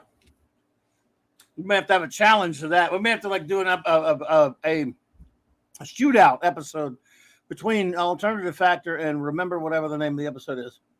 Let there be no Lazarus. Go into the light, Bevy. Just go into the light, Bevy. Well, let's see here. Okay, let's just do it. All right, I want to get. What is your rating? As if I didn't know. Of remember, what's the name of the episode again? Forget Me. Forget this episode was ever made. That's it. Yeah. Go for it. F for number one, folks. Okay, my rating was going to be an F, but Raquel has elevated it to an A+ because this is the funniest Saturday Night Star Trek review. She just did the best review we've ever had of any, including Alternative Factor. Because someone has a short memory because of this episode, I think, because man, we have been ripping the crap out of some of these next gen episodes. And I had no, see, we don't talk before this, folks. We don't talk about these episodes, what we think about them at all. No, we don't. I didn't know what she was going to come out and just say, or I thought it was okay, a problem. I thought I am as surprised as any of you. I had no idea what her review of this episode was. So I'm learning for the first time how much she loves this. I mean, hates this episode. It is so bad. It is so bad. And it's so creepy. It's just very creepy and very odd. And the Traveler is just creepy. You know what I mean? Like, very creepy. Yeah. And that actor he auditioned for Data and they turned him down. And thank goodness. Thank God. No offense to the guy, but yeah. No offense to that guy. I'm sure he's a very nice man. I think he works in charity now. Yeah, he's a good dude, yeah. The lines they gave him, it's inside of you, Wesley, and he's whispering to him to forget about the math and just... shit. Okay, so yeah, F from me and a special clawbony. So, chat. Please give us, and look, if you love it and think it's an A+, give it. Don't be afraid. Don't listen to us. Don't do it on our account. Be honest and give your review of the Remember. I can't remember the title, but you can probably see it on the screen. Every time I'm looking at the title now and I still can't remember it. Captain, would you do me a huge favor, please? Yes. Would you please pass a Kleenex to Stephen Ernest? He said that I got his face wet with the last raspberry. So if you could please pass him a tissue. I am sending a virtual tissue to you, sir. Thank you, Captain. All right, let's see here. The word is given. Fire at will. We'll make sure I've got them all here. Marty with the C. Is the Traveler going to get a visit from Chris Hansen? Wow. That's exactly it. I love you, Marty with the C. I think this is the first one. If I miss anyone, let me know. So good. So funny. Mr. Angel said, rating, infinite negative number. Wesley, stop playing with the goddamn engines. That's one of the things that pissed me. I mean, from get-go, it's a stupid. Wesley causes the shit by playing with the warp engines. Remember at the beginning of the episode, Geordi's yelling at him to hurry his dumb ass up. So, but he's playing with the Wesley.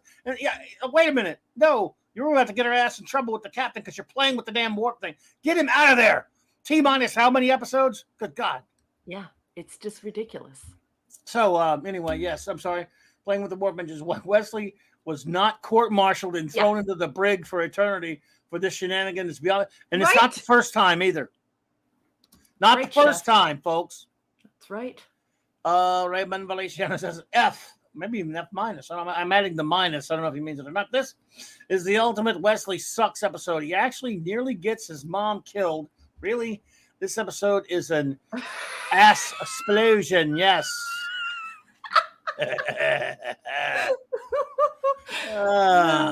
Sandra Feliciano says, what the hell jumped on me? Hang on, Sandra. Yeah, chat's weird tonight. It's jumping all over the place. Half the time I can't even see half the stuff people are saying. Me there. Sandra says, D, once again, a Wesley experiment almost kills everyone. I wonder if anyone could come up with a count of that later. Don't do it now, but when he leaves, I'll tell you what, we'll celebrate his leaving in a few episodes by counting how many times, not he saved the ship, because that's just too annoying. We count the times he almost killed everybody. There we go. Or at least in this case, killed anybody, in this case, his own mom, but okay. Once again, Wesley, won't they ever learn? Not only does Wesley suck, but he tries to get rid of his mom. He sure does. What a little punk. Chuck Marvel says, D, what's up? Because I love D for dreadful. D for dreadful. The only way this would get an A as if A is for awful. Yes. I call it Wesley crushed her. Wesley crushed her. Yes. That's a good one. The initial setup was interesting, but the execution was poor. It should have been executed. Yeah, it should have been executed. And there's the thing about that, Chuck. It was gobbledygook writing because they were trying to make it spooky and atmospheric and, the very Twilight Zone-esque, and this is people keep disappearing. Okay, but what are you going to do next? You do nothing. And again, you're not in that situation for any good reason other than a little idiot is playing with the warp drive. Yeah. So, Mr. Genius can almost destroy his mother with the stupid warp thing. He sucks. Well, could you imagine if he would have destroyed the ship? Imagine if that warp bubble that he would have created would have encompassed all of engineering. So it's just Enigmatic drop bear only has one. Go for it. I didn't realize that was him because he only has the one. Do the honors. Whenever he's not impressed, Captain, he doesn't say much. Just gets right to the point of how disgusted he is. So enigmatic, erudite drop bear says D-, tedious and banal. This vapid excuse for his story was seemingly written without a resolution in mind. Yes, that is true. It is poor science fiction and utterly forgettable. What? Oh. Excellent. I wish it was forgettable. I wish I'd forgotten it. I wish we forgot to review it. No, I don't. It was comedy gold, really. Kal-El says D-. While the idea of being able to create a self-contained universe was rather fascinating, even accidentally, they really need to stop letting Wesley perform experiments on the ship. Yeah. Yeah, it's just... Yes, sir. Oh, I'm sorry. Number 2 for Kal-El is... it was a barely watchable episode with a very predictable ending because of course, Beverly Crusher would be saved. Was there ever any doubt? No, sir, there was not. No. Catman says, Clobby, it sucked, and give it an F plus. And that's pretty bad there because Catman is a very nice person that rarely gives a low review. So yeah, he tries to give the highest review as possible. Yeah, very generous, a very true Trek fan who tries to be generous. Thank you, DD. Appreciate that. Snortapubus Cuber says A++++. This episode is magnificent. I don't know what the bunch of idiots are talking about. It's brilliant. Wesley's a wonderful character. I just truly love this one. I can't even tell you how much wonderful drama, tense, suspenseful, imaginative. This episode is what? Oh, remember me? Oh no, that one sucks. I thought you were talking about a completely different episode. Sorry, Snorty. I just. All right, I'll read it right now. Snorty says, F this episode. Yeah. Wesley screws up the universe, clever lad. Isn't Is it time to airlock this disaster before he really messes up things? He probably screwed the airlock up. It's a good thing the Traveler is around to clean up his protege's faux pas. Absolutely, sir. Yeah. Yes, what a piece of poop. Ooh. Wow. I love you, Clobby. Hungry boy says, as a Riff Tracks episode, yeah, they should do it. It'd be an A+. Boy, they'd have fun with this one.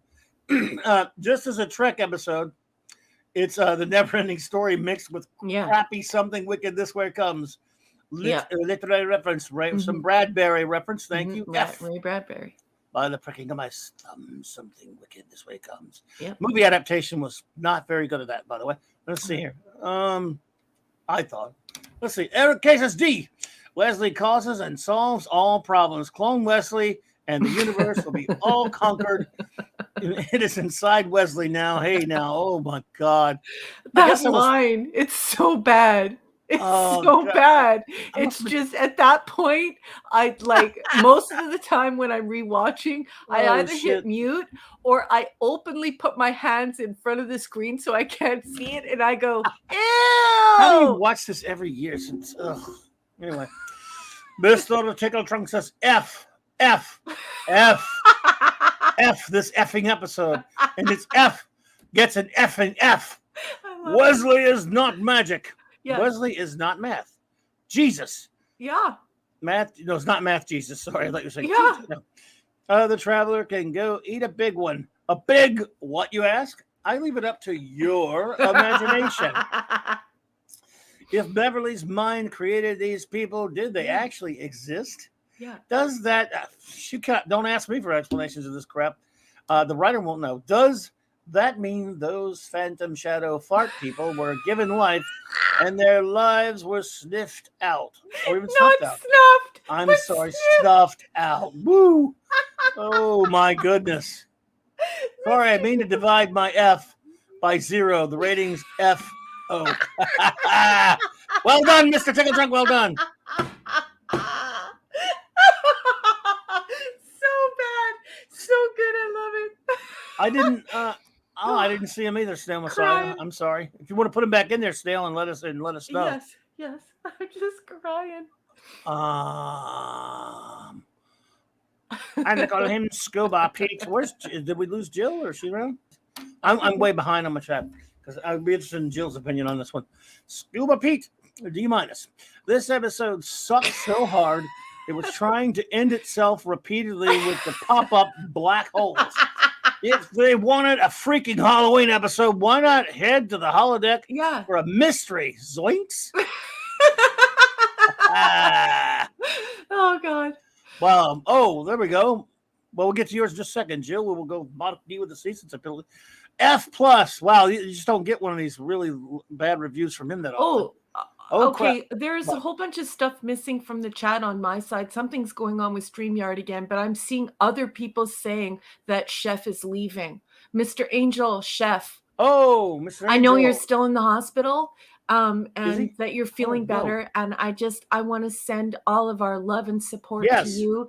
And I'm so happy that you're feeling better. You keep fighting, please, and just get lots of rest.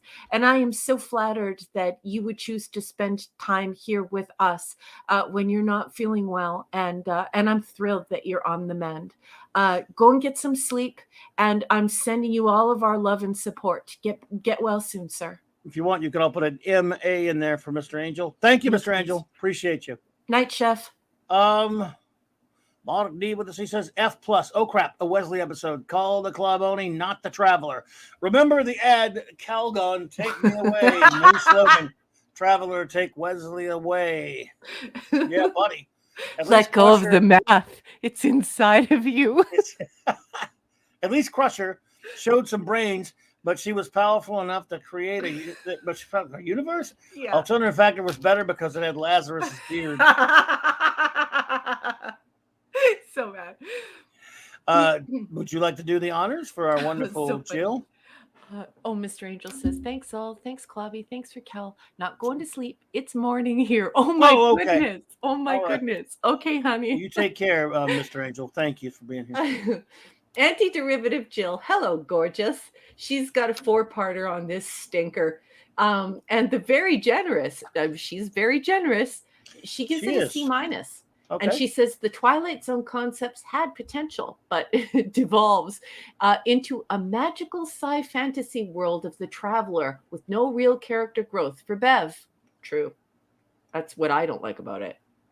They need to stop letting Wes run experiments on critical ship systems. Yeah, it's refreshing that largely everyone takes her seriously and tries to help her until you realize it's just her subconscious. Yeah.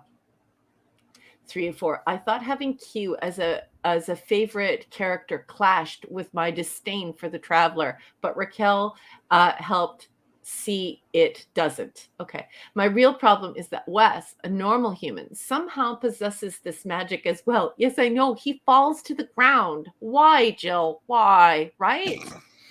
If the reality was imagined by Bev, hand her a hyperspanner. Her engineering expertise is higher than we know. I'll end on a weird note. Wouldn't the actor for Dalen make a great Ferengi? Oh, yeah. Yeah, actually, I think Dalen would. He's a little too tall for it, but yeah, I can definitely see what you're saying. Dalen Quace, I think, would be a good as a tall Ferengi. Maybe we could use the camera angle, but the physique is there with the face, right, Jill? I agree. Dalen Quace for Ferengi. That actor had been around a while. Yeah. Max Redstone says, A+. This episode represents all of Gene Roddenberry's dreams come to life and the pinnacle of science fiction. Just kidding. F-. Warm bubble plot device. Oh, shit. Let's say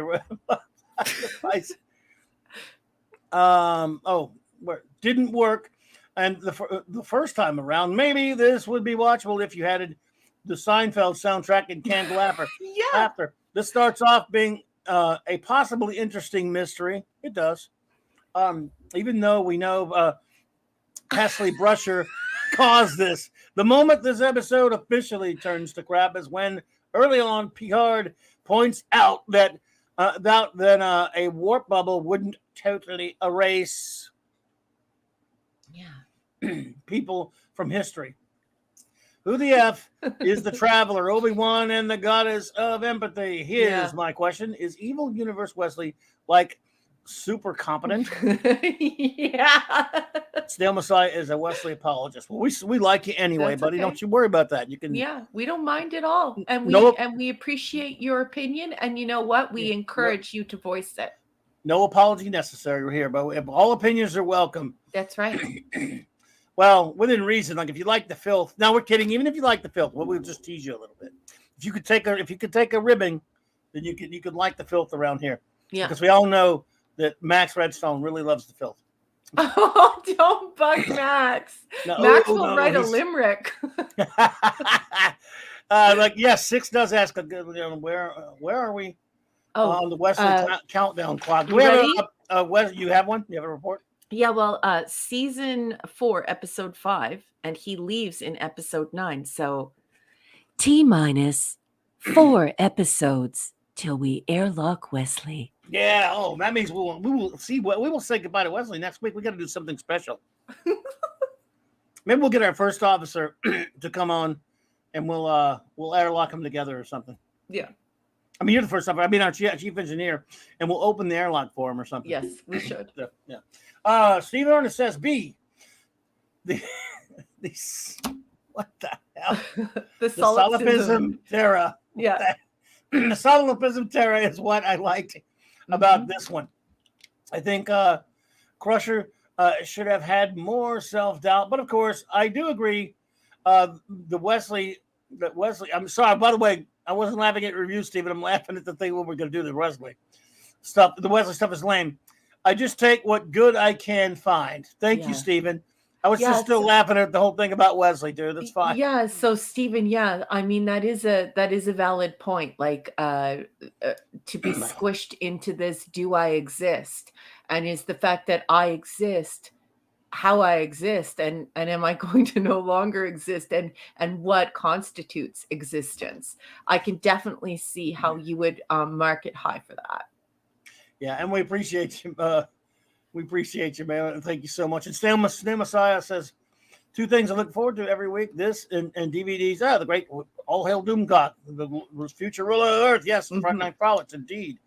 I so appreciate this community and all the beautiful geekiness around everyone bringing to the world. Thank you, Snail Messiah. Appreciate you so much there. And Mr. Tickle Trunk with a $5 super chat, Canadian super chat. Thank you so much, my friend. Trauma has been known to cause memory loss. I suspect, Clobby, that your brain jettisoned this episode to protect itself. What episode would that be? I know not of what you speak. Oh, so funny. All right, let's see here. I think we got them all. Wouldn't it be great if Hungry Boy, our resident professional artist, could put a rendering of Wesley's face beneath the Clawbony? Well, don't I don't want to put him in any work or anything. Oh no! I'm not suggesting he do that. It was just it's just hysterical to me. He's an if I know my artist, you've already triggered his imagination. So, Nirana Naxamanda Bear says, I give it a B. This episode got my attention back when I was a kid. Not great writing for adults. Is the Wesley going off to be a super Q space shaman storyline still a thing? Did Picard update that? I don't think it's been on Picard. He hasn't been on Picard yet. He might be on that crappy new season, but I don't know about now. Mr. Tickle Trunk said, the guys from Red Letter Media would agree with you. This episode is on one of the two brothers' list of favorites from this season. Really? What? One of the Red Letter guys loves this episode? Wow. Which one? It can't be Mike. And that means it would have to be the only other one that likes Star Trek is Rich? I don't know. But I don't know. That's weird. There's no way Rich. There's no way Rich likes this episode. It has to be Mike. I love Rich. I'm shocked, Narat. I'm shocked to hear that. Rich. It can't be Rich. Jill says it's Rich. Oh my goodness. It can't be Rich. Come on. I love Rich. Don't tell me Rich likes this poop stinker. Really? Well, I still like Rich. He's a cool dude. Can we have some proof of this? Because I love Rich.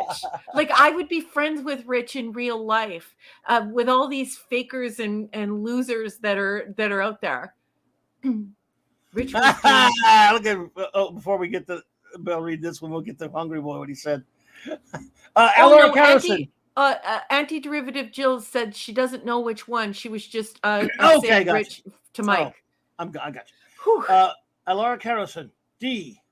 Anemic episode that had to rely on Beverly Crusher to carry the story, but they spoiled their own mystery with Wesley and company. Should left the audience guessing until the last possible minute. Yeah, but it was a dead giveaway with that stupid effect, like that sound effect. Yeah. At the beginning when he's screwing around with the computer. Yeah. It was a dead giveaway. And not only that, I mean, it was just find another way to make your silly story than Wesley causing it. Go into the light. Go into the light.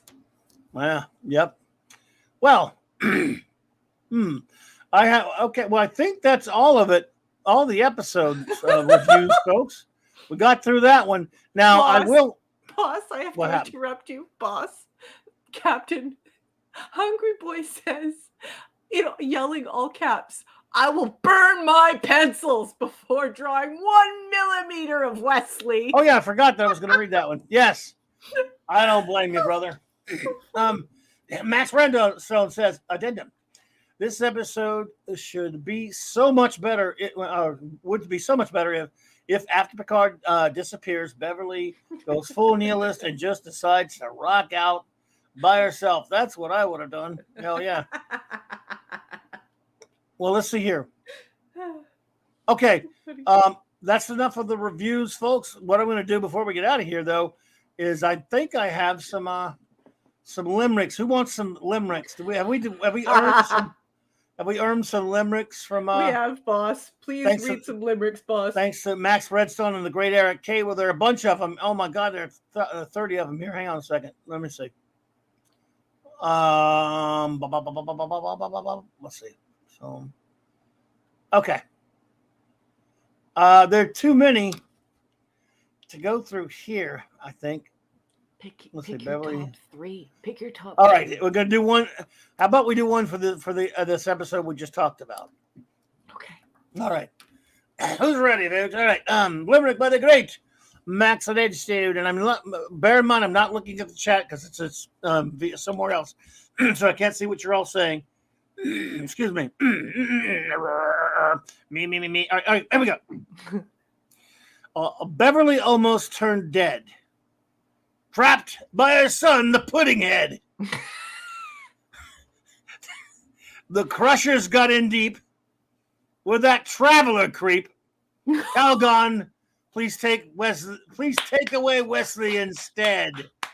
Whoa, I'm sorry I butchered your wonderful limericks there. We should publish these. We should actually get these on we should encourage Max to publish these, and even if he doesn't want to like take any money or anything like that, he should do it for charity or something, or he should just publish them and like take the money. Max, you should publish this. You should call it Saturday CLOBBERIN Time Saturday Night Star Trek Limerick Extravaganza.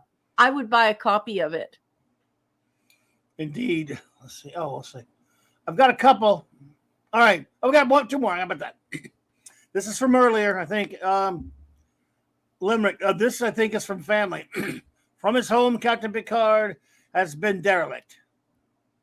And his older brother is so very strict. It was such a sight to see the brothers fight because Jean-Luc needed to get his ass kicked. Clobberix. Yes, Clobberix. What? Oh, nothing. It's just Max Redstone in the chat said hashtag Clobberix. That could be the name of the publication. Hysterical, Max. Thank you. I like it. Let's see here. Okay, one more. Everyone wants one more? Yes, right. One more, please, boss. Okay. Picard got put on the bench, and the Enterprise needed the wrench. So I'm on my way over to the UK, where maybe people's accents are French. Oh, shit. Thank you. Okay. Well done, Max Redstone, buddy.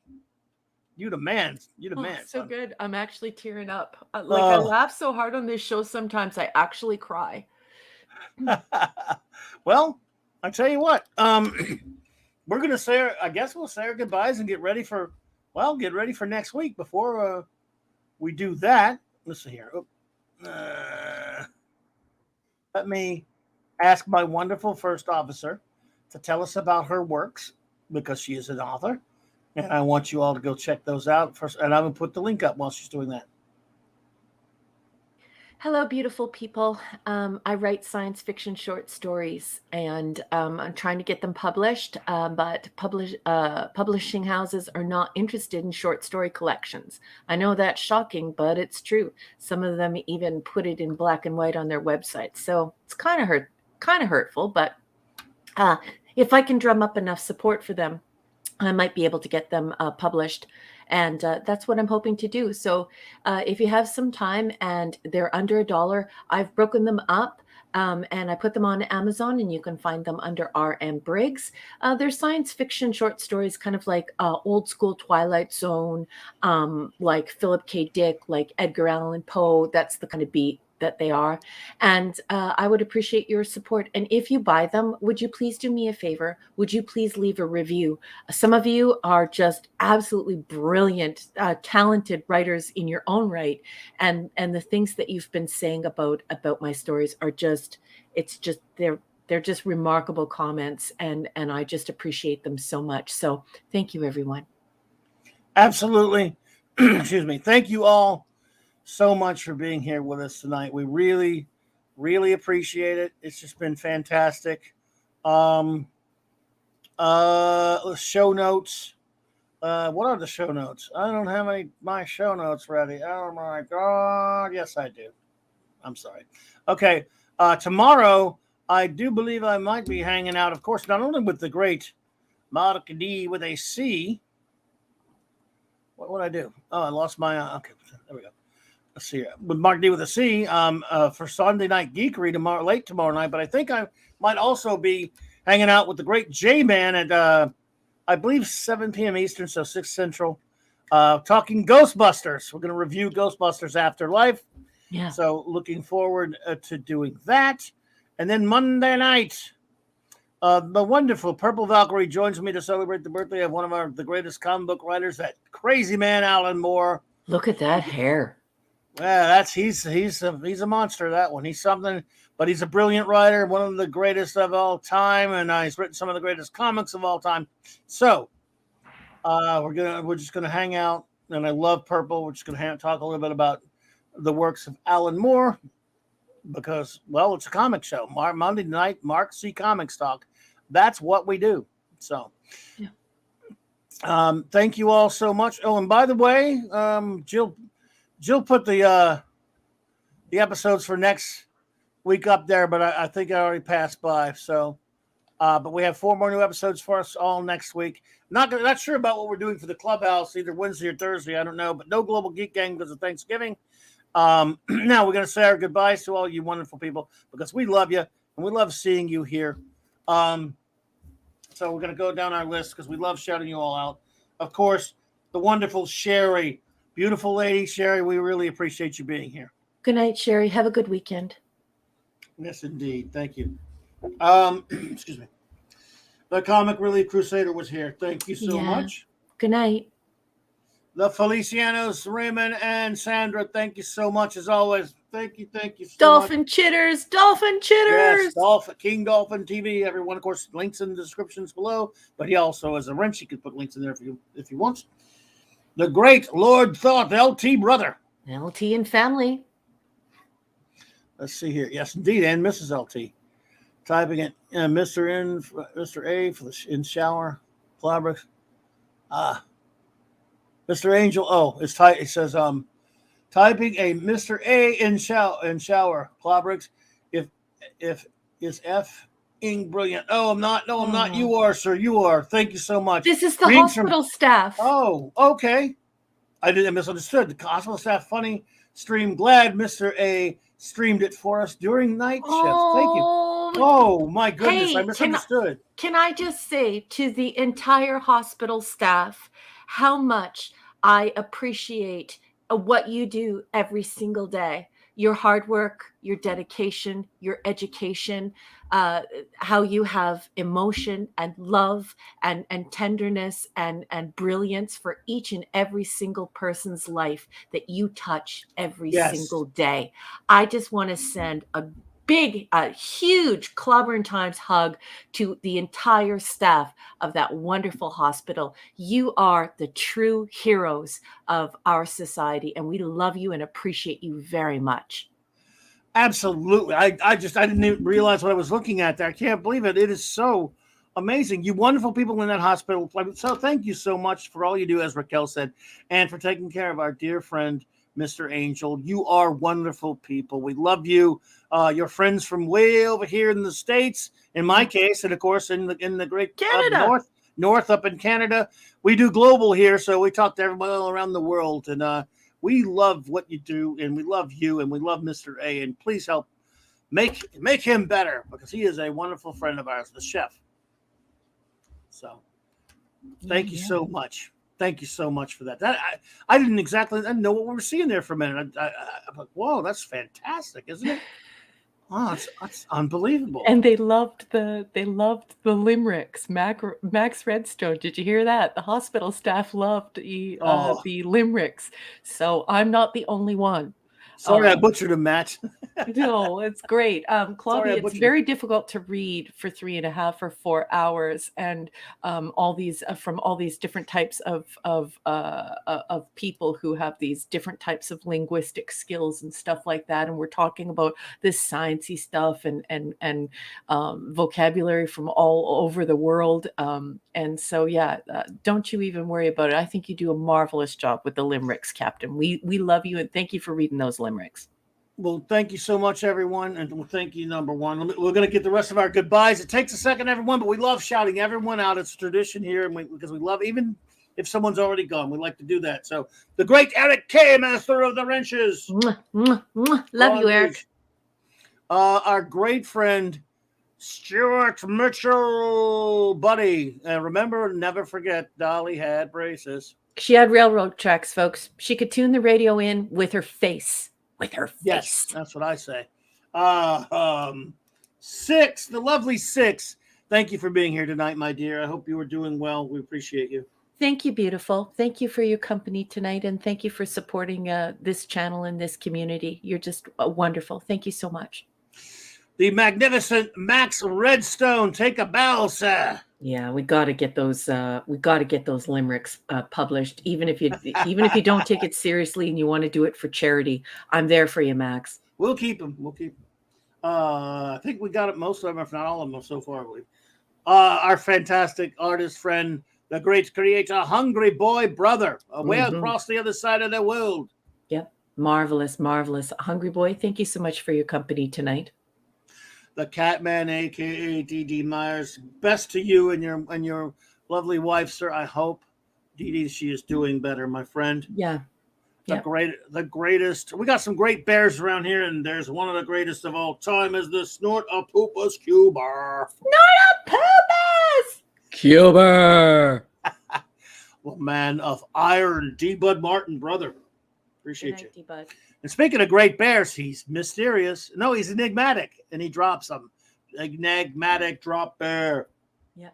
Good night, erudite bear. Drop bear. You're dropping the mic on this one. Thank you for your company tonight. Excellent comments as usual. Just love your participation, and just love the thought and effort that goes into the conversation that you help create here. I appreciate it very much. Good night, and have a great weekend.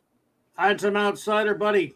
Phantom Outsider. Where were you for Clobby's Clubhouse? I like to pick your brain when it comes to comics. You were absent, sir. Kal-El, brother, thank you.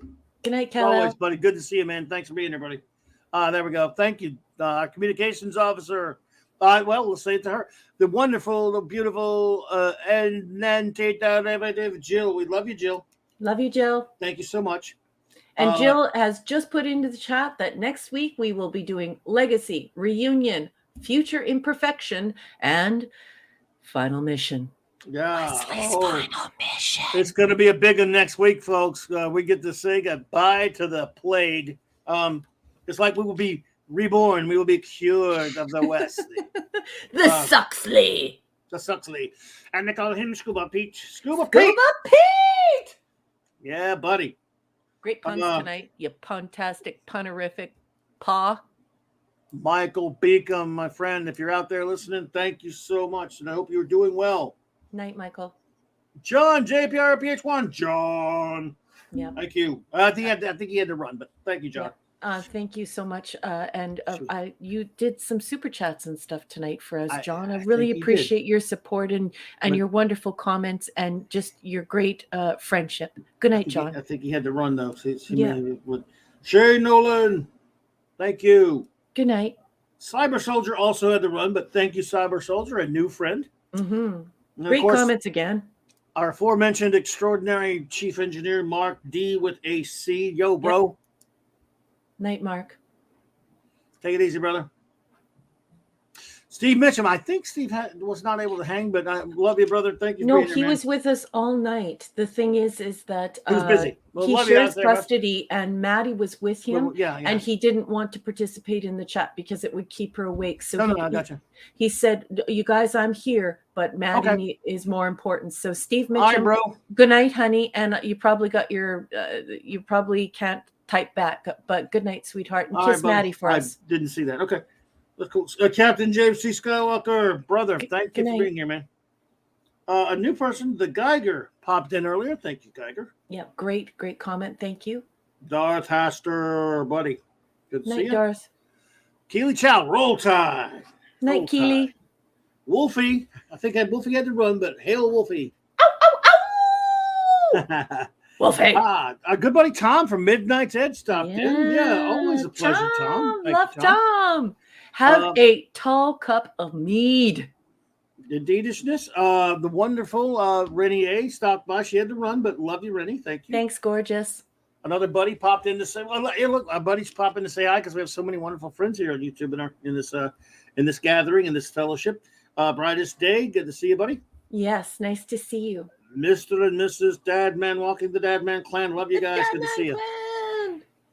Hi, my buddy, Mr. Grant Gregory. Buddy, thank you for hanging out with us. Chuck nice Marble. To see you. Yep. Chuck Marble, thank you for hanging out with us, sir. The great Mr. Tickle Trunk, my friend, thank you.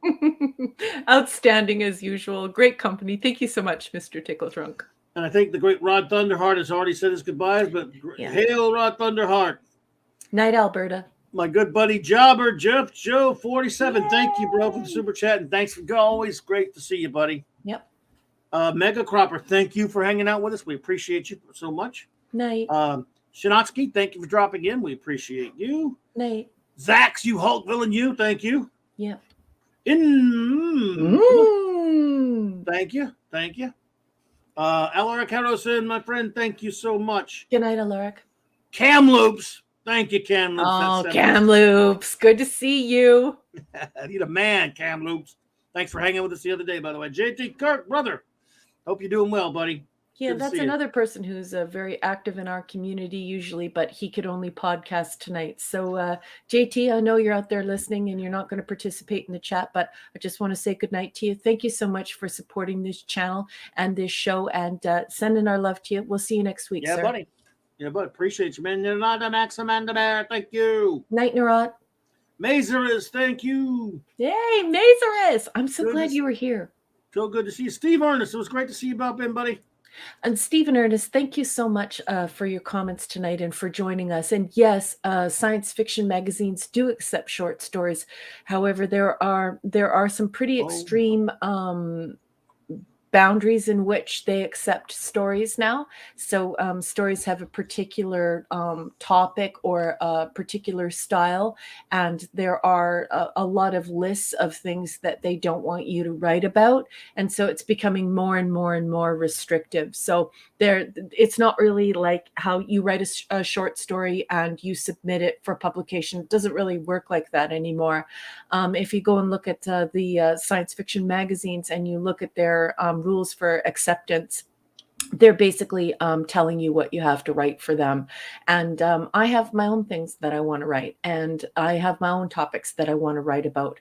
And certainly I don't want to be beholden to that. So thank you for the suggestion, but that is the reason why I'm no longer pitching magazines, because I have a particular interest in writing about particular subjects, and I don't like being told what to do in that way. So thank you, Stephen. Snail Messiah, thank you for being here. And that will wrap it, everyone. I got everybody, getting those who are here still with us through our goodbyes. Get the bonus of seeing this wonderful outro I'm made by my wonderful first officer. I love it, and I love her, and I want to thank her for being here with us, and thank all of you thank all of you for being here tonight. We really do appreciate you, and I don't know what to say. Thank you all so much. Night, everyone. Let's see here. And so you get to see this wonderful work that she did know, and a special shout out always to the great Mark D with a C for helping us get it here. Good night, everyone. Clobberers, live long and prosper, and clobber on, my friends.